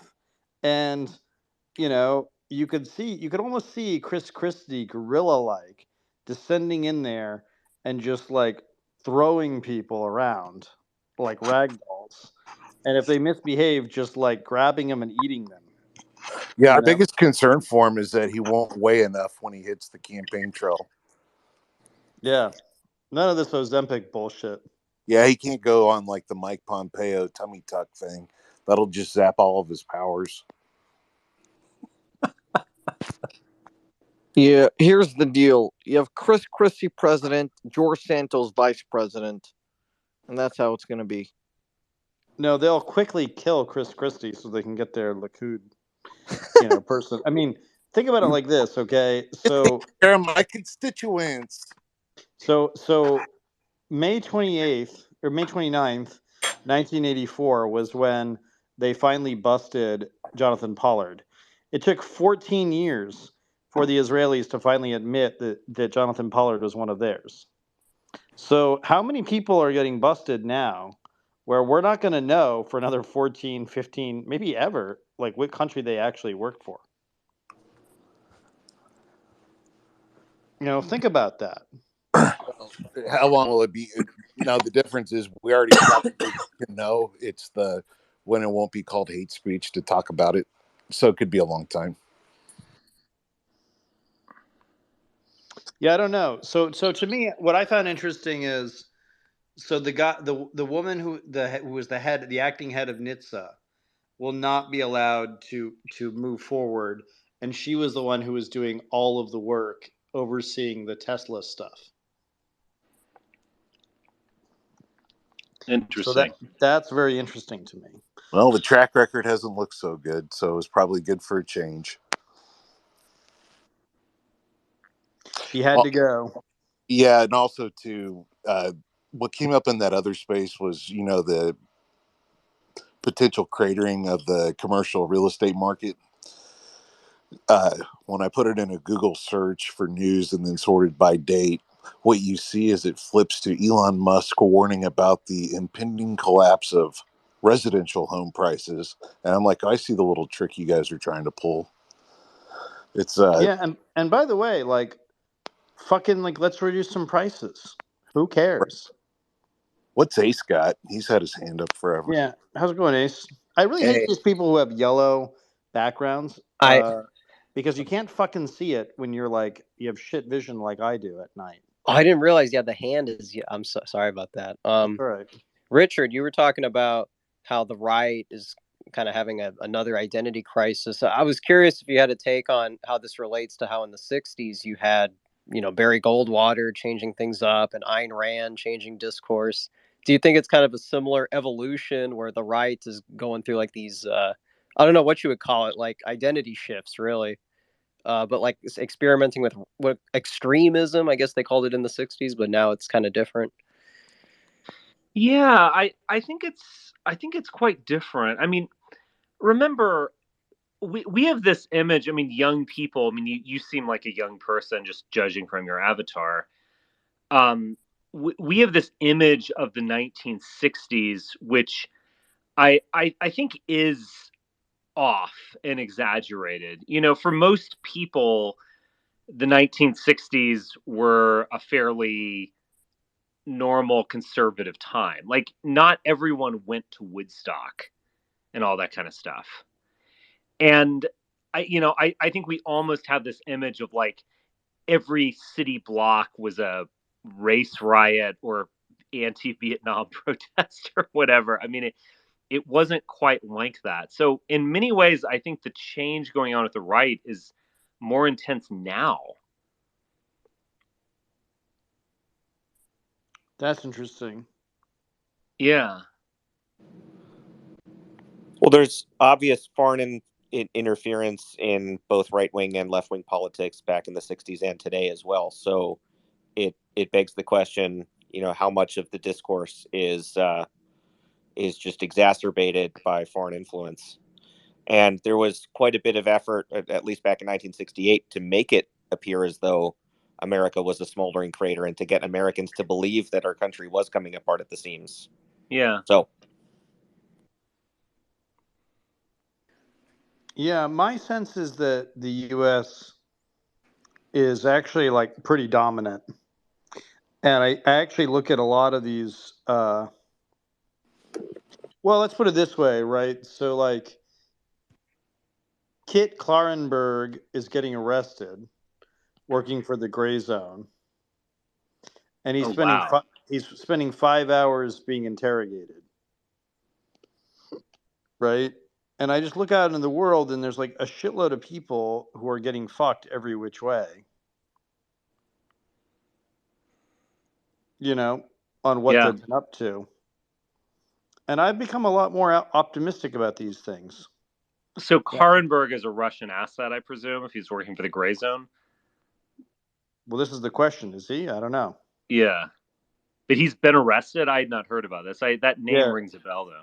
They detained him for 5 hours and interrogated him about his reporting and his journalism generally. Interesting.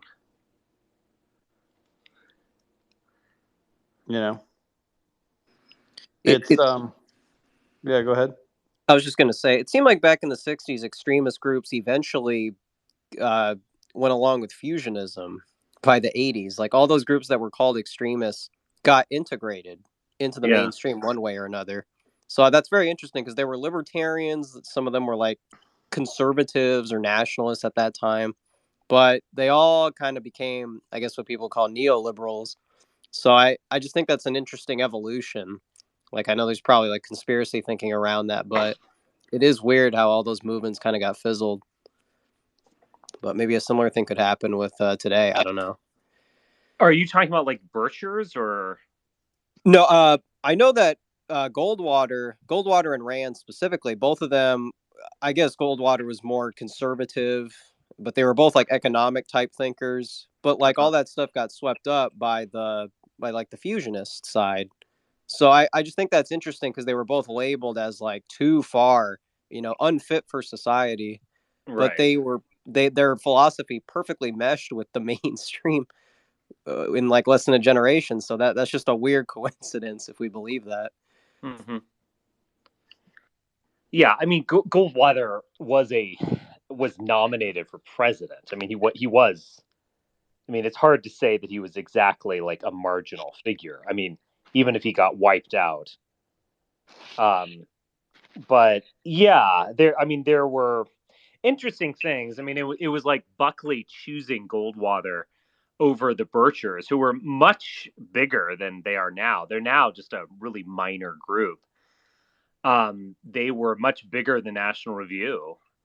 They were a huge organization, and choosing Barry Goldwater was like a way of neutering the Bircher types.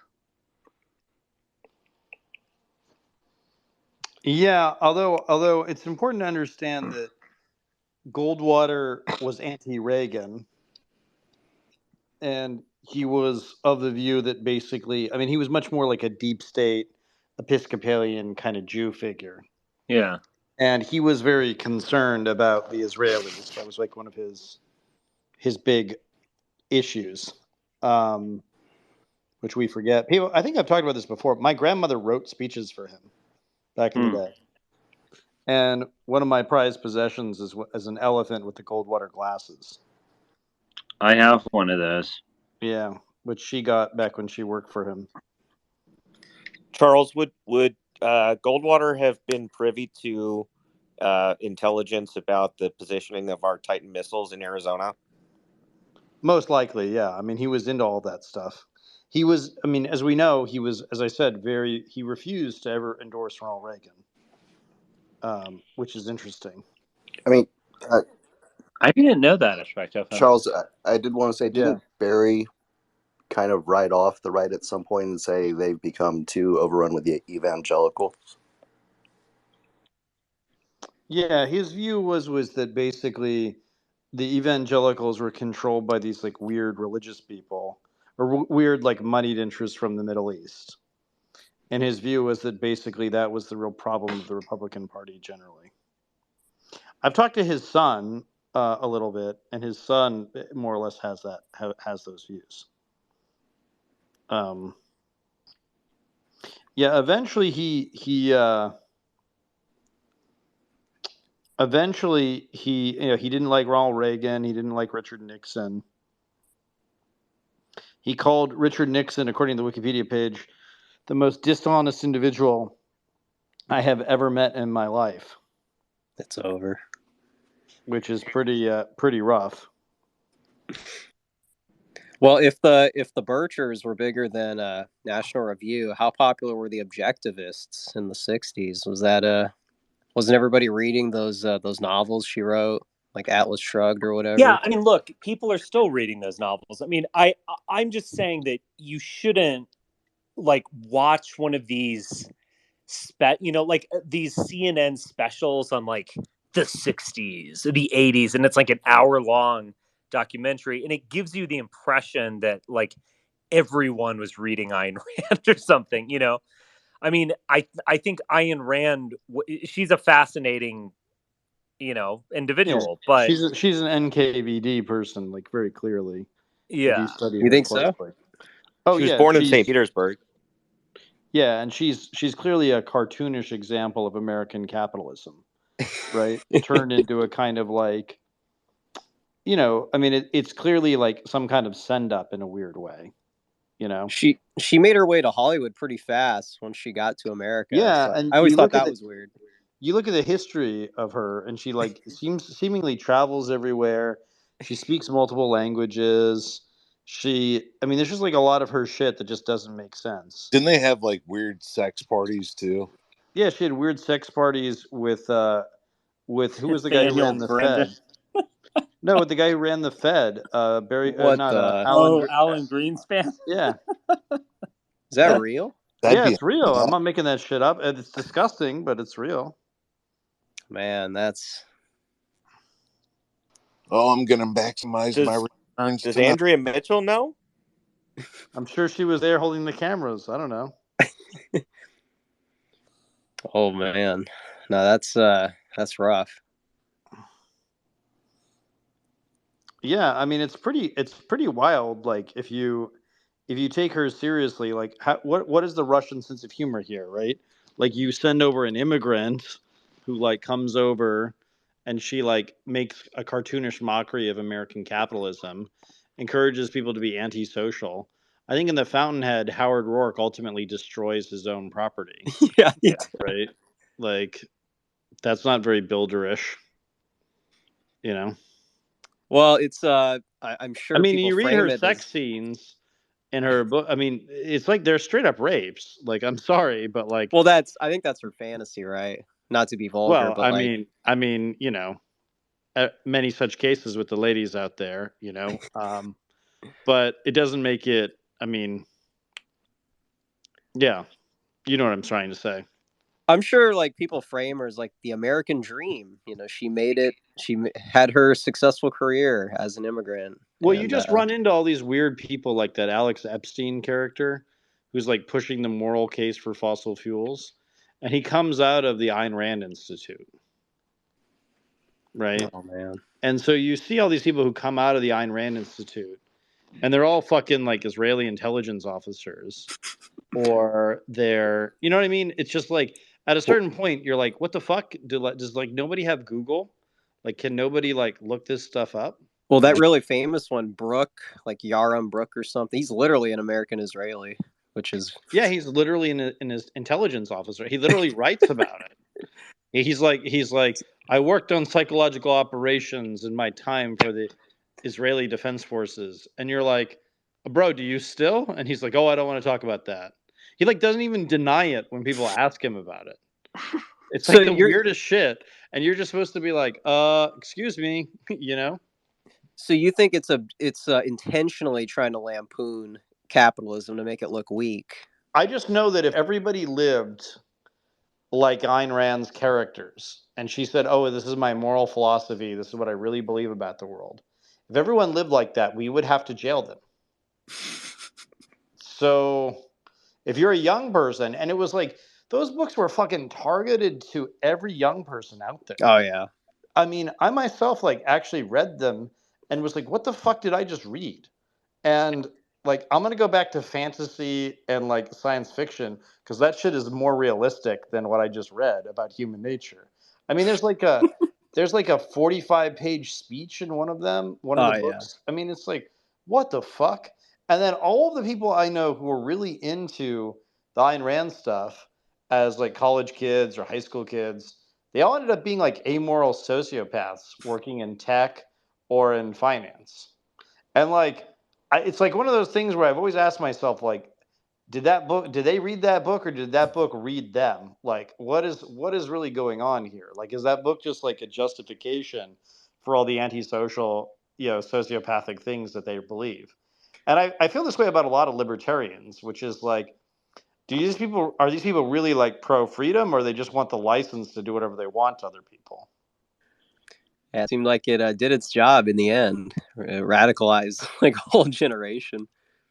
Yeah, and you think about like people who watch like Gordon Gekko and What Money Never Sleeps, and like you see all this shit, and you're like, what is going on here? Or Alex Keaton. Yeah, who benefits from this? The ability to justify their own actions, but they don't seem to like their own medicine either, though.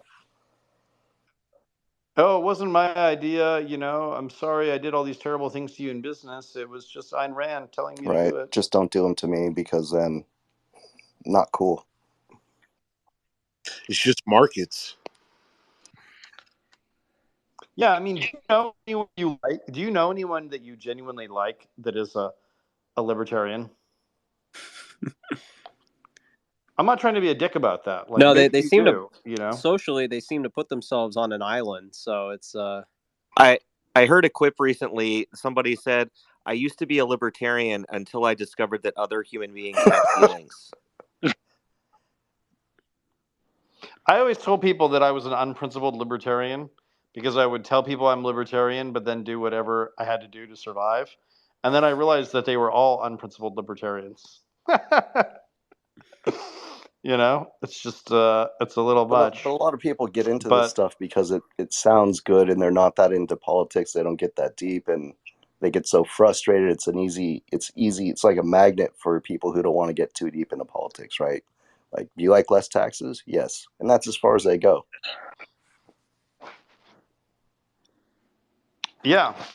And it's also interesting because, like, there's lots of ways to not pay taxes but still do patriotic things. Like, there's lots of ways you can structure how you get your money paid to you. So there's all these people, like, it's like, you don't even want to pay less taxes. You just want me to know that you're the person who doesn't want to pay their taxes, which is, like, just an antisocial thing to do. Meatball's going to defund the IRS or abolish it or something. That was the new campaign platform. Wow. Which is pretty impressive, because he has the courage to be free. It feels sometimes like when Ron DeSantis speaks, it's a Mad Lib. You know what I mean? It's not like he's not like a real person. He's just he's like a marionette. Yeah, it's like he shook the magic 8 ball of conservative politics, and he just spits out whatever it says back to him. Exactly. Well, the IRS is trying to sexualize children. I mean, This is what Yeah, exactly. They're going to come in and diddle your kids and your taxes. right. That's Yeah, why I they mean the gave woke 87,000 mind virus is like In all so seriousness, no, it's very. In all seriousness, though, it under the radar and very underreported is how the extra staffing afforded by the Inflation Reduction Act has basically wiped out much of the years-long backlog of personnel problems and other stuff at the IRS. So, it doesn't get a lot of attention, but Biden in disarray or whatever the typical headline is, right? But shit's getting done quietly behind the scenes. I've just known a lot of people over the years who've had tax troubles with the IRS. And the IRS actually strikes me as absurdly generous at working things out with those people. Like, have you ever known someone who's got like real tax problems? And basically, the IRS is like, they will work with you. So when I see these people who have like really, really bad tax problems, it's like, oh, you're just a foreign spy. Like, you're actually up to like even weirder shit than we really understand. It's just kind of interesting. You know what I mean? You do have to wonder, like, the Peter Thiels of the world who like just don't pay their taxes. It's like, what is going on there? You know? But you do kind of know, don't you, in the final analysis? Yeah, I mean, we all kind of answered it to ourselves without having to answer it out loud. Does He's a anything weird guy. happen with Thiel and that weird suicide that seems suspicious? Which one? Well, I mean, this is always the question, like, what the fuck was that all about? Yeah. And then he goes in and says, oh, I think I'd endorse DeSantis, which is very strange because, he said he was getting out of politics, and that made sense, especially since, like, he doesn't do it, like, they're not good at getting people elected. Number one, I mean, they got J.D. Vance, but then, his boy toy fell out of the window, and then he said he was going to retire from politics, and then 2 weeks later he's on a Barry Weiss, like, whatever it is, podcast, and says, oh, I think I'll support DeSantis. Yeah, so they say, and yet nothing ever happened there, right? Right. And he may have to go on and say certain things, who knows. Yeah, there's a lot of these things where it's like they're like triangulating many different layers, and so you're like, can you really trust anything they say? I mean, Thiel one time told me that everything in politics should be understood as its opposite, and then to work back from what the person says to the opposite, and sort of go back and forth and try to discount it accordingly. I think you said it really well the other night, which is do not watch what people say, watch what they do, And that's the ultimate tell, is watch where they spend their money, or just watch actions in general. I always think it's interesting when, like, Elon Musk was asked about Aptera the other day, and he like straight up didn't have an answer for it in real life. And it was interesting. It was a very telling interview that he did. But it's like many of these people just like don't actually think about the companies that will replace them. Do you think he's even aware of who they are? No, I think he's kept I think his information bubble is like just kept very, very controlled around him. Yeah, that makes sense, especially kind of when you hear him talk and everything else like that. I mean, you'd want to try to not give him, like, you might want to watch what you put in front of him, because he's a little unpredictable. How is Aptera going to replace Tesla?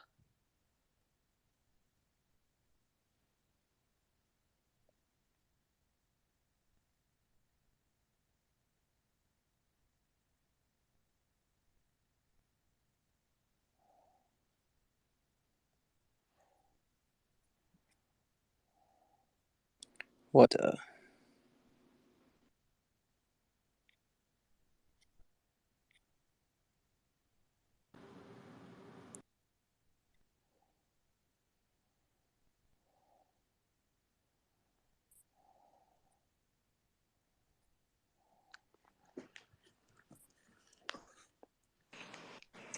Is it completely quiet to anybody else? Yeah.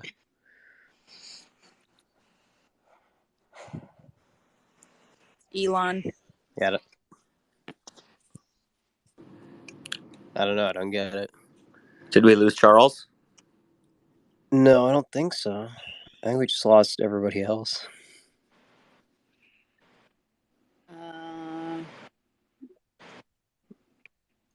Richard, are you there? Yeah. I kind of went away there for a second. Okay. I think my Wi-Fi failed, but I'm back. Awesome. I just asked a question about Aptera. I looked into that very briefly, but yeah, very briefly in a cursory fashion. So I'm kind of curious about it. It's not something I know much about. Wow, so that's a real photo of Tara Reid wearing a Vladimir Putin fan T-shirt. Wait a second. I have returned. No way. Up in the Jumbotron. Wait a second. Lopez Motorcars posted that. Yeah, what is this? Oh, this is the thing he showed me, right? Yeah, so even fanatical pro-Israel zealot James Imhoff has risen to the floor of the Senate on March 4, 2002 to declare that God allowed terrorists to attack the United States on September 11th to punish America for being too tough on Israel. In a speech condemning his fellow Republican President Bush, who then was perceived to be pressing too hard on Israel, Imhoff stated it in no uncertain terms. So Bush was too anti-Semitic. Wow. Yes. Wait a second. Yeah. Yeah, it's pretty fucking wild when you look at this stuff. Yeah. Yeah. No, I mean the Jumbotron stuff that Tom unearths about 9/11 and like who said what, when, and how.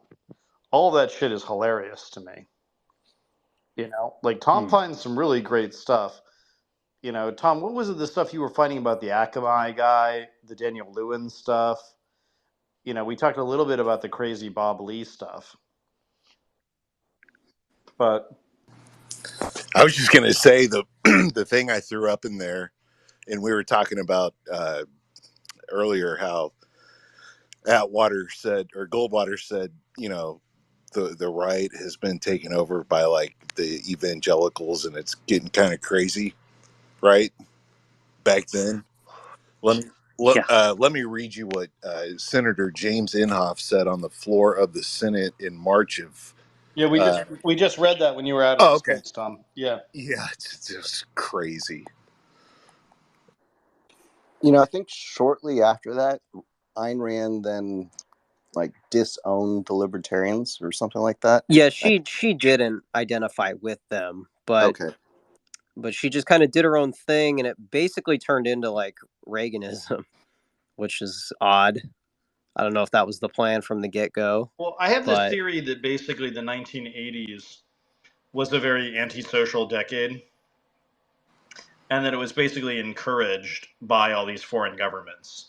So you have like, you know, these Gen Xers who are encouraged to like form their own families with films like The Goonies, to basically like take on the machine, you know, take on the evil empire in the form of the Star Wars stuff, which is like Red Dawn.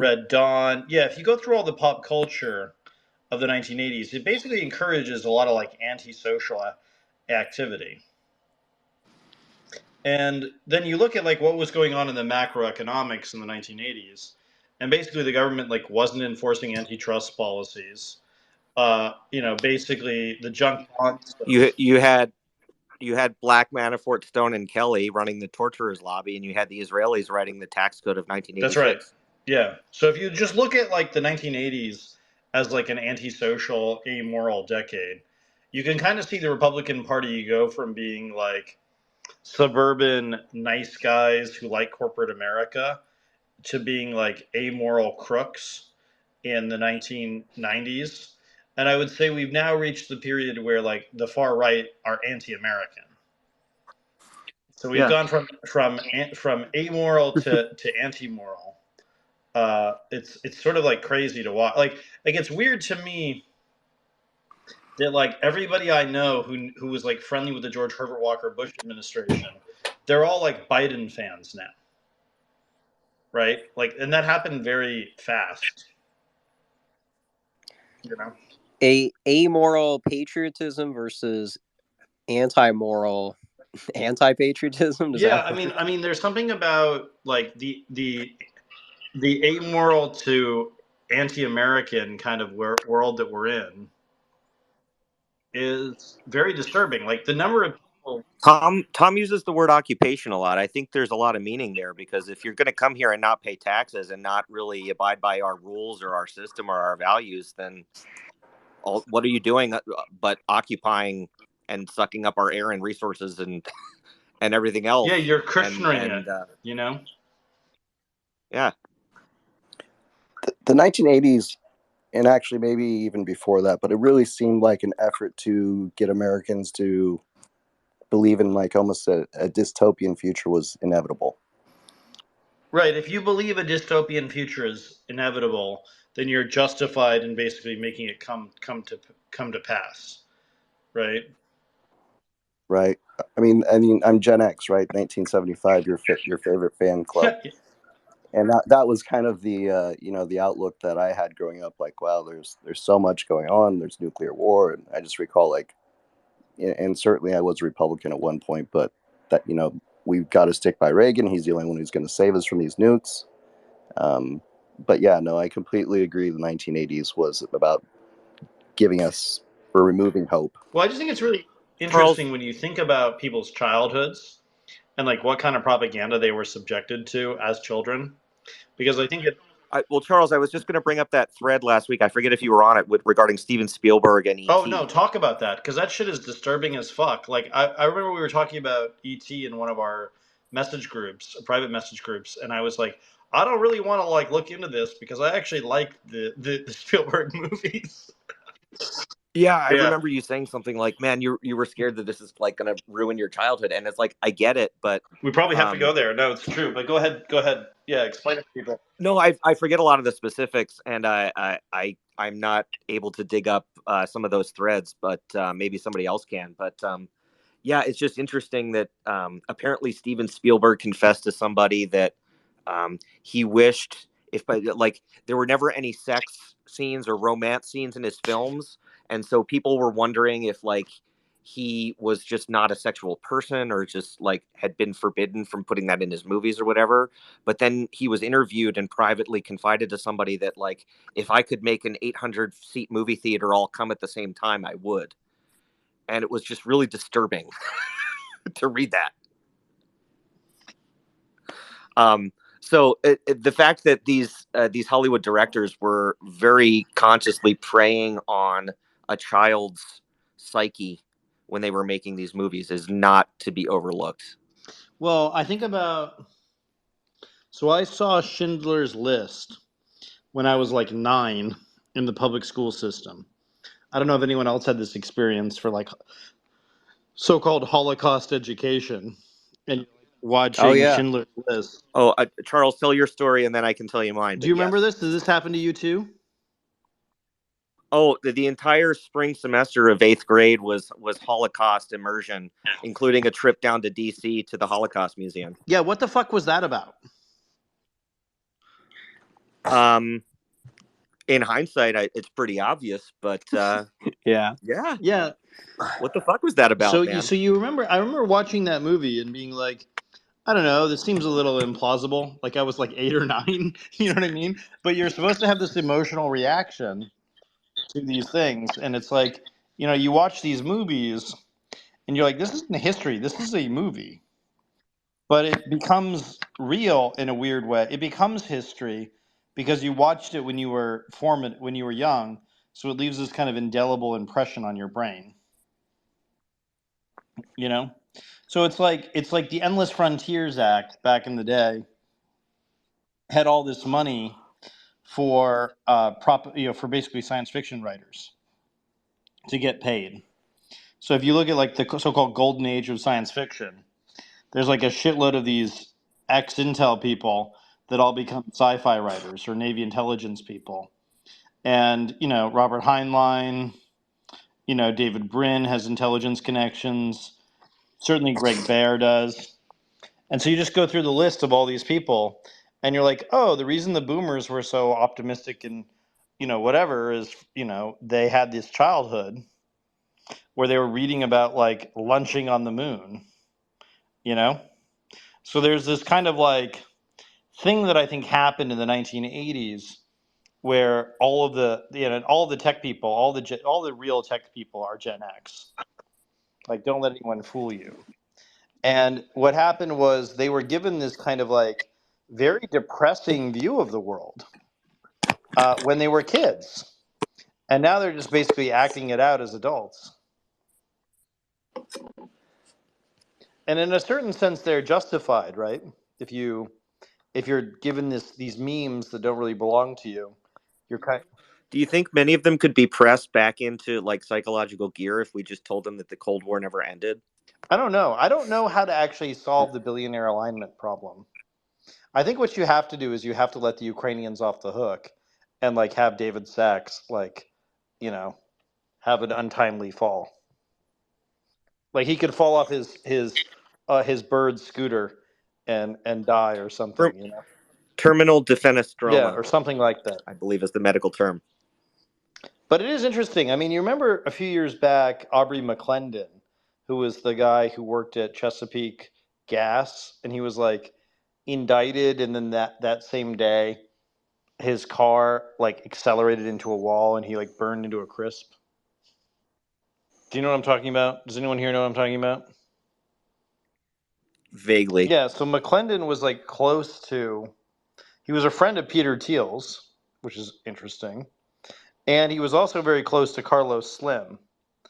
And he died March 2nd, 2016.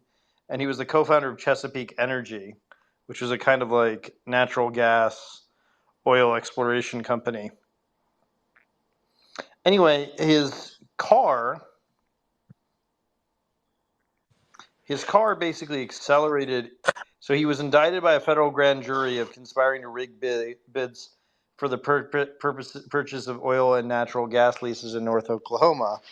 And he died the following day in a single vehicle collision. So basically his car ran into the wall.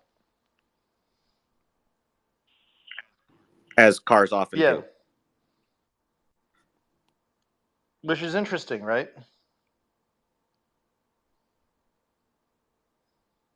So, according to the autopsy report, no alcohol was involved in the accident, but an unspecified amount of over-the-counter, first-generation antihistamines and short-term sedative drug, doxylamine, I don't know, was found in his system. It's used to treat insomnia.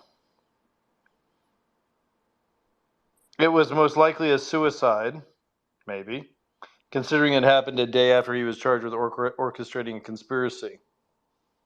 Yeah, or maybe the real conspirators are still out there, friends. So what I always found interesting is like he was having lunch with Carlos Slim, who a lot of people are, and with Vicente Fox, who a lot of people think are the real heads of the Mexican cartel, and then he died in this very like suspicious, weird way.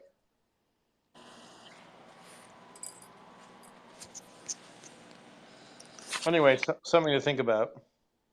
I was actually gonna ask real quick about like hitmen and stuff like that. Like this guy, maybe somebody got hired to kill him. Some corporate type thing. And that seems very Well, it's like with Crazy Bob Lee, right? Like so, Square was being investigated by the DOJ. For all this stuff, and then he just so happens to get murdered by this Iranian dude, and supposedly it's about drugs and his sister, lovers, whatever. But like, or something, yeah. But like maybe they just like that was the fake because used to justify his death. Yeah, I guess I was thinking about it more generally because I think to the average person that seems like really out there that maybe like some corporation would pay to have somebody killed, or. But I was thinking then my next thought was like, well, like we have a lot of ex-military people. We train them to be snipers and stuff like that, and they go on to then be private contractors. So like, then they're literally just paid to kill people, right? So like, if you're in that situation, the idea that you would come back here and do like the same exact job, that's not really that far out of the realm of possibility, right? Well, the question, I guess, is always, will people investigate your death? Right? I guess all of us would hope. Yeah, but like, obviously that's not the case, right? That some people have. Well, some cops are encouraged to find certain results or to move along and not investigate things. Yeah, and if somebody dies in certain neighborhoods like there was actually a shooting last night in Hollywood Beach, Florida, and which is real, 15 minutes down the road from where I live. But this is actually Urban Beach weekend, so it's notorious for being like Miami Beach had to start like shutting down and doing curfews a few years back because there would just be so much violence and rioting. And so this is related to that, but a lot of the commentary that I saw was like from people who don't live anywhere close to here, so they don't understand that this was like a special circumstance, and they made it seem like it was, I don't know, part of a different kind of pattern,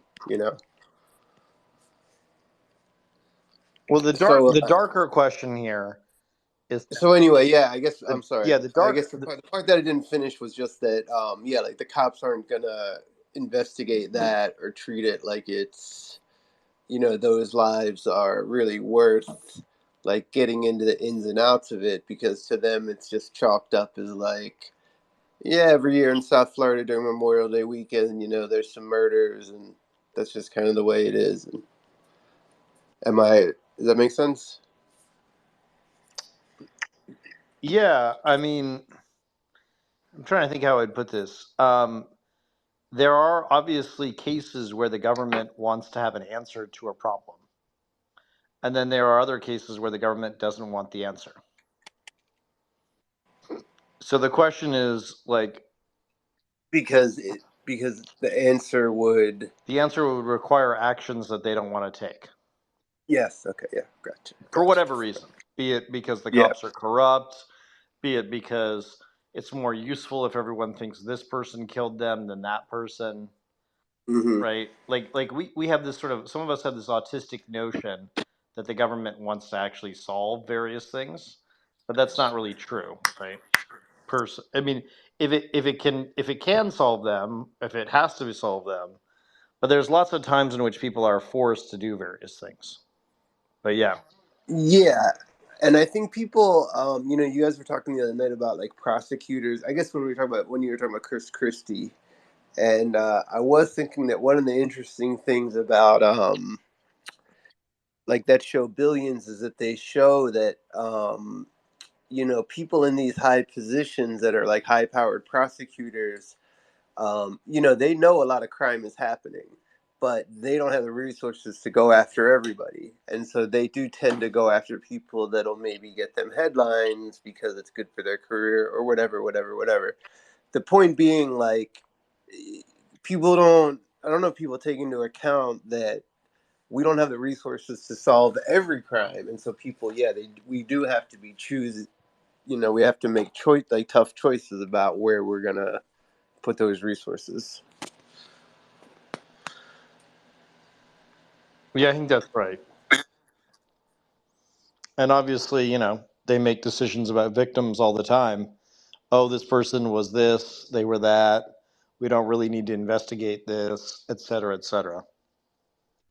Yeah, and people probably don't like to think about the reality of that, which is probably similar to like triage, like what they do in an emergency room when there's like a triage type situation, which is like, they do what they can. It's kind of cold, but when you can't save everybody, you just make like cold kind of snap decision about Yeah, I think that's right. what you can do and what you can't. I think that's right. Tom, any final thoughts? Tom, I'm going to shut the room down in about 10 minutes or so.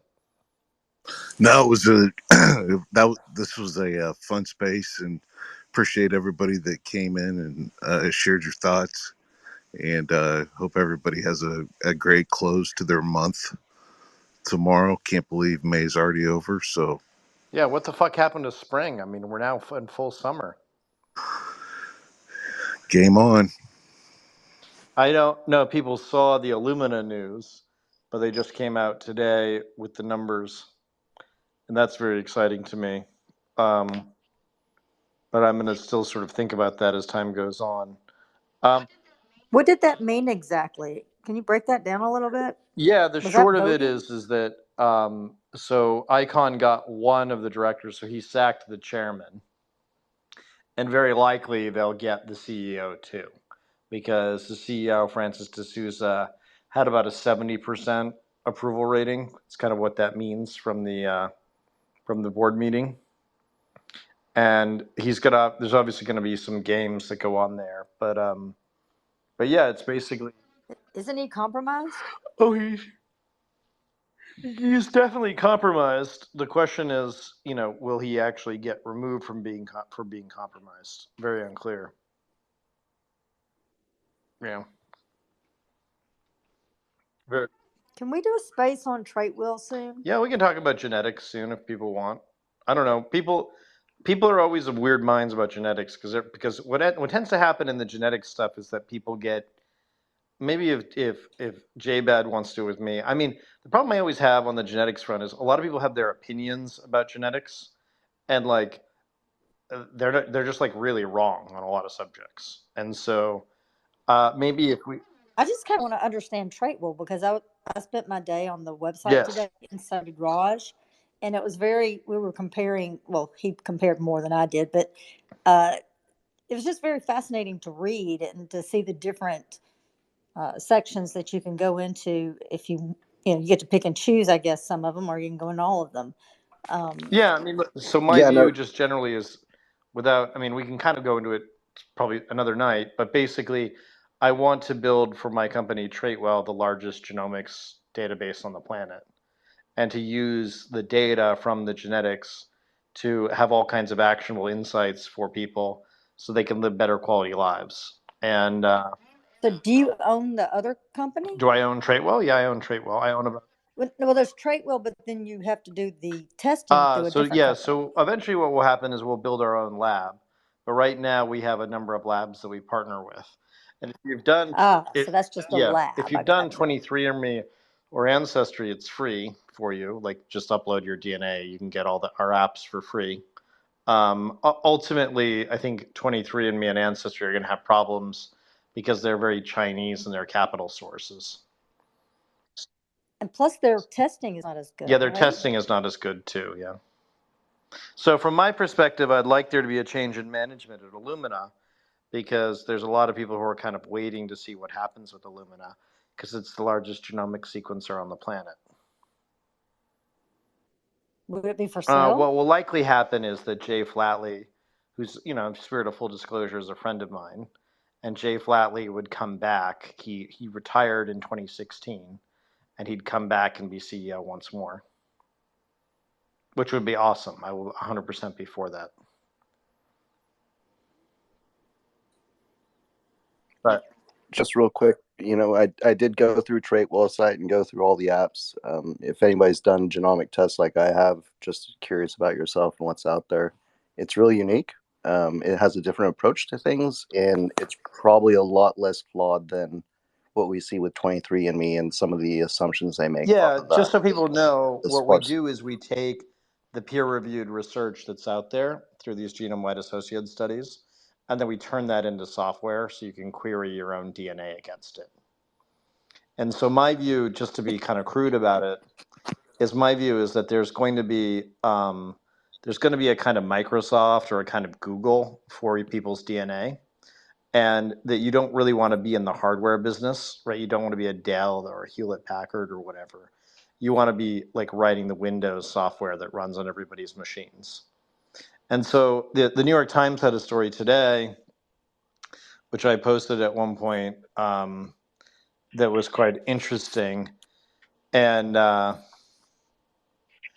New York Times wrote a story today about people who have a genetic predisposition to heart attacks. And I posted that on my own Twitter timeline if people are curious about it. But essentially, the evidence is that there's a number of people who are of abnormal risks in different ways, and these people who are of abnormal risks, they can really have some advantage from doing their own genomic sequencing. So for us at Traitwell, we have a model that we're using, I call it the DIMS model, to build a large genomics database. It's deceased people, so funeral homes, that kind of thing, infants, for parents that sequence their children, migrants, so there's a number of contracts that are available on the southern border, prisoners. My view is that every prisoner should be genetically sequenced, just so we can both identify potential crimes they're associated with, but also give them the care that they deserve at a price that's somewhat reasonable. And then ultimately soldiers, because I think knowing what our soldiers are subject to, given that we have the VA, we have all these things that that are important, and so if we know that our soldiers are predisposed to post-traumatic stress, which is highly heritable. It's not perfect, but you can get a sense of who's the most likely to be predisposed to stress. And the idea is that you build a representative genomics database, and this representative genomics database people can query their own DNA against. So that's kind of where we're going over the next few years. And yeah, it's a lot of work, and part of the reason I like coming into these spaces and writing my Substacks late at night is so that I don't have to do that shit during the evenings, and I can kind of decompress by talking about the news of the day rather than everything else. So Well, I think you need to talk about it regardless if people are uncomfortable or not, because if it's the future for medicine and it's the future for so many things, I think it's time to start educating people now. Plant the yeah, I've seeds. written a lot I about mean, it. People can see our Substack at Traitwell. They can see my own Substack, things that I've written about on but genetics. reading it is not as well as someone kind of explaining it to you, because I mean, it still has some. I still have questions about Yeah, it, you know what I'll do? like what it means Is and all.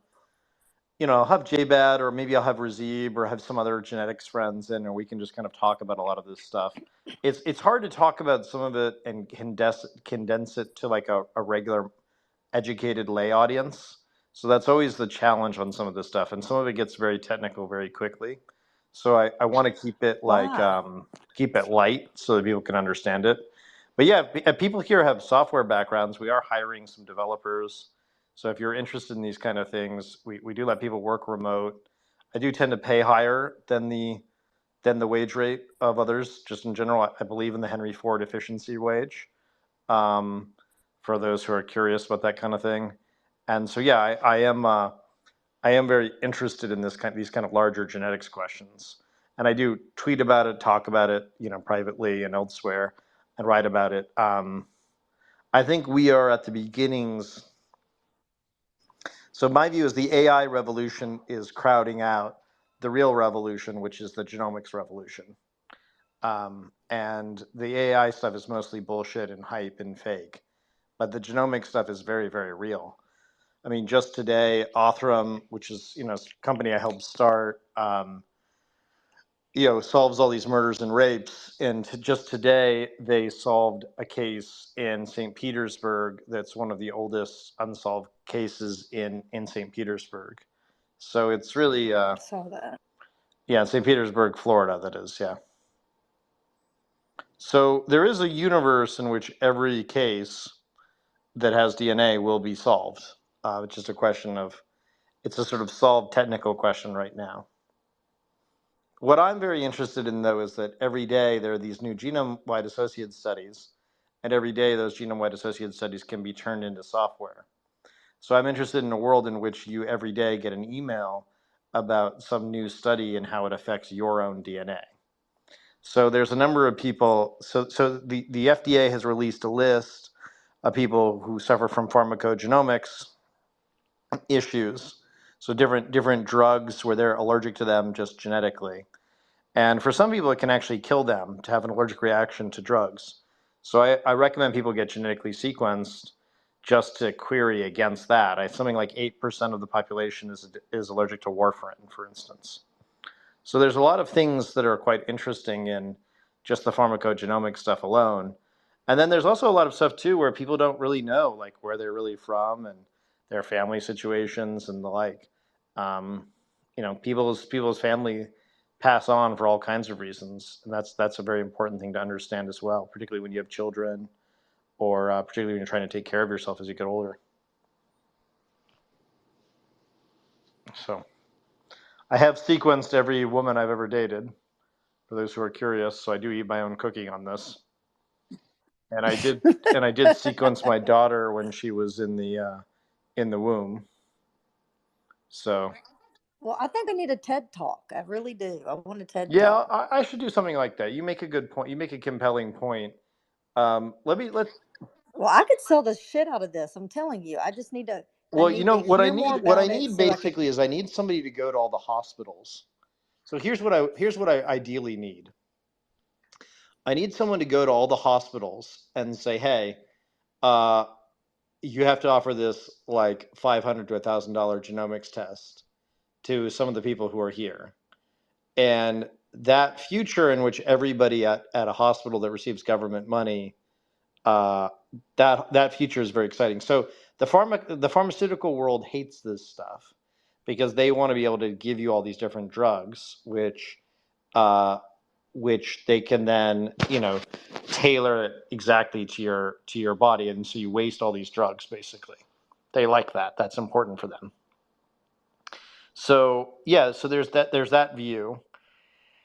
And then, yeah, I mean, I believe that there is going to be a future where every single person on the planet who wants to be genetically sequenced, and even those who don't really want to be genetically sequenced, will be sequenced.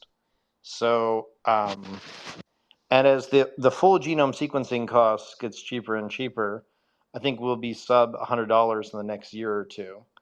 That world is very exciting because, you think about how much it costs to house a prisoner, how much it costs to train a soldier, how much it costs to process a migrant coming into the country. Well, the first one that he did was $3 billion. So, I mean, it's come down substantially. Yeah, no, it's a under supra Moore's law $1,000. phenomenon. So I look for these things, I call them super Moores. And I look for them because anything that's happening at a faster clip than Moore's law, that's a very exciting thing to me. Well, I think you could sell it to individuals just on the fact that wouldn't you like to customize your medicine and how you take back your health from your doctor as a guinea pig to them and pharmaceutical companies, that you'll know that they're not wasting in time when time is precious, when you might be sick. And I just think there's a lot of ways to sell this, but I just kind of need more information on it. I mean, it's definitely happening in the larger society. So the problem that we have right now is we don't have enough lab capacity in the U.S. Partly that's changing because all the COVID labs are being turned. But yeah, I mean, we're going to be in a world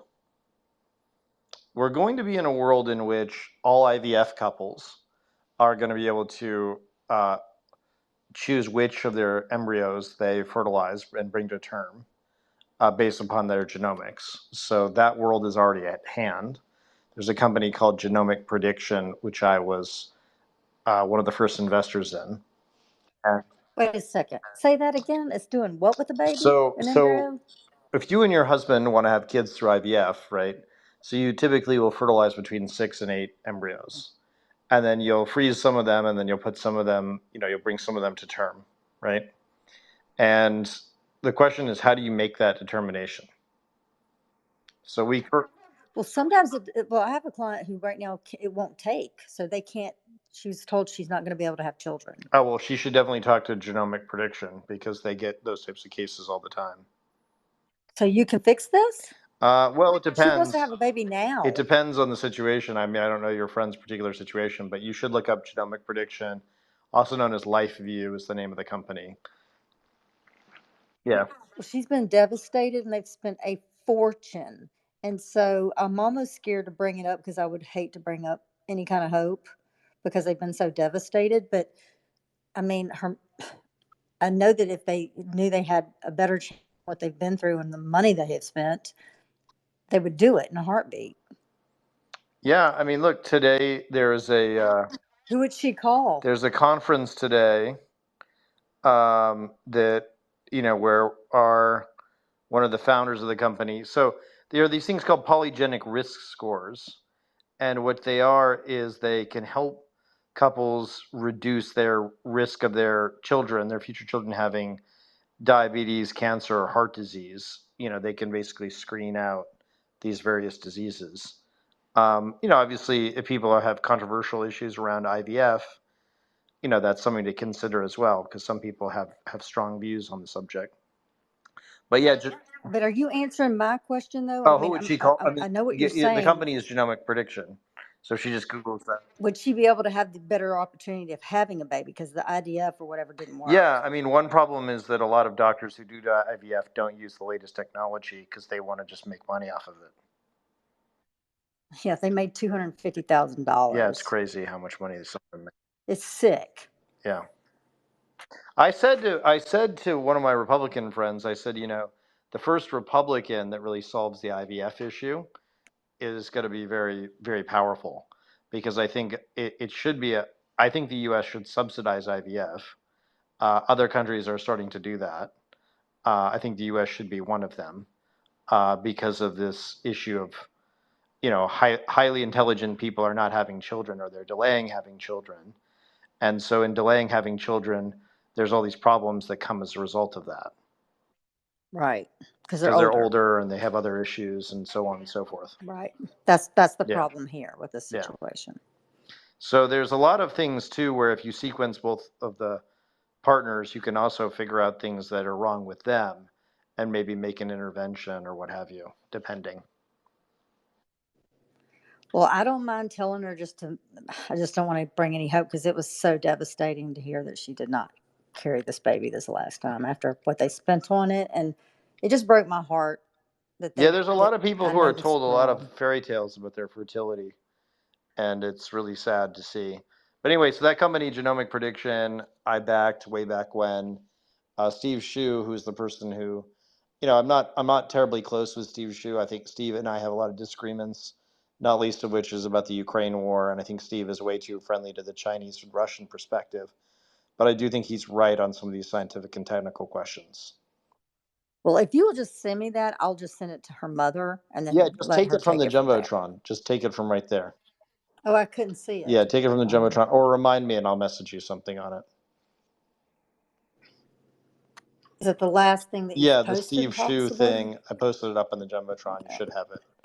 If not, I'll send it to you later in the day. Anyway, I hope everybody has a good, rest of your week, and happy May 31st. May you have a good one. And we'll probably do another one of these sometime this week, maybe even tomorrow night. I'm not as yet sure. I may have company. I may not. One of my friends is coming to visit me, and I'm not sure yet what his and his wife's schedule is. So, but in any event, Patrick Towles, who's in this space from time to time, he came to visit me for dinner tonight in Northern Virginia. So if you should find yourself in Northern Virginia, do let me know. I may be in Texas, in the Houston area, over the next few days as well. I'm not as yet sure if I have to go down there yet, but I will certainly be there on Friday. I am trying to convince Ted Cruz not to run for re-election, so we'll see if that works. We'll see. Don't bet on it. I mean, I'm certainly not. but we'll see my levels of persuasion. But I do think I think the Ken Paxton stuff is just the beginning of a lot of changes going on in Texas. And I think people who tell you that it's the only, I mean, Ken Paxton, Ted Cruz, and Greg Abbott all have kind of a similar donor base. So the question is what's really going on in this situation? What's the real game being played? I think it's important to think about. Anyway, I hope everybody has a lovely rest of your week, and let's catch up soon. Take care.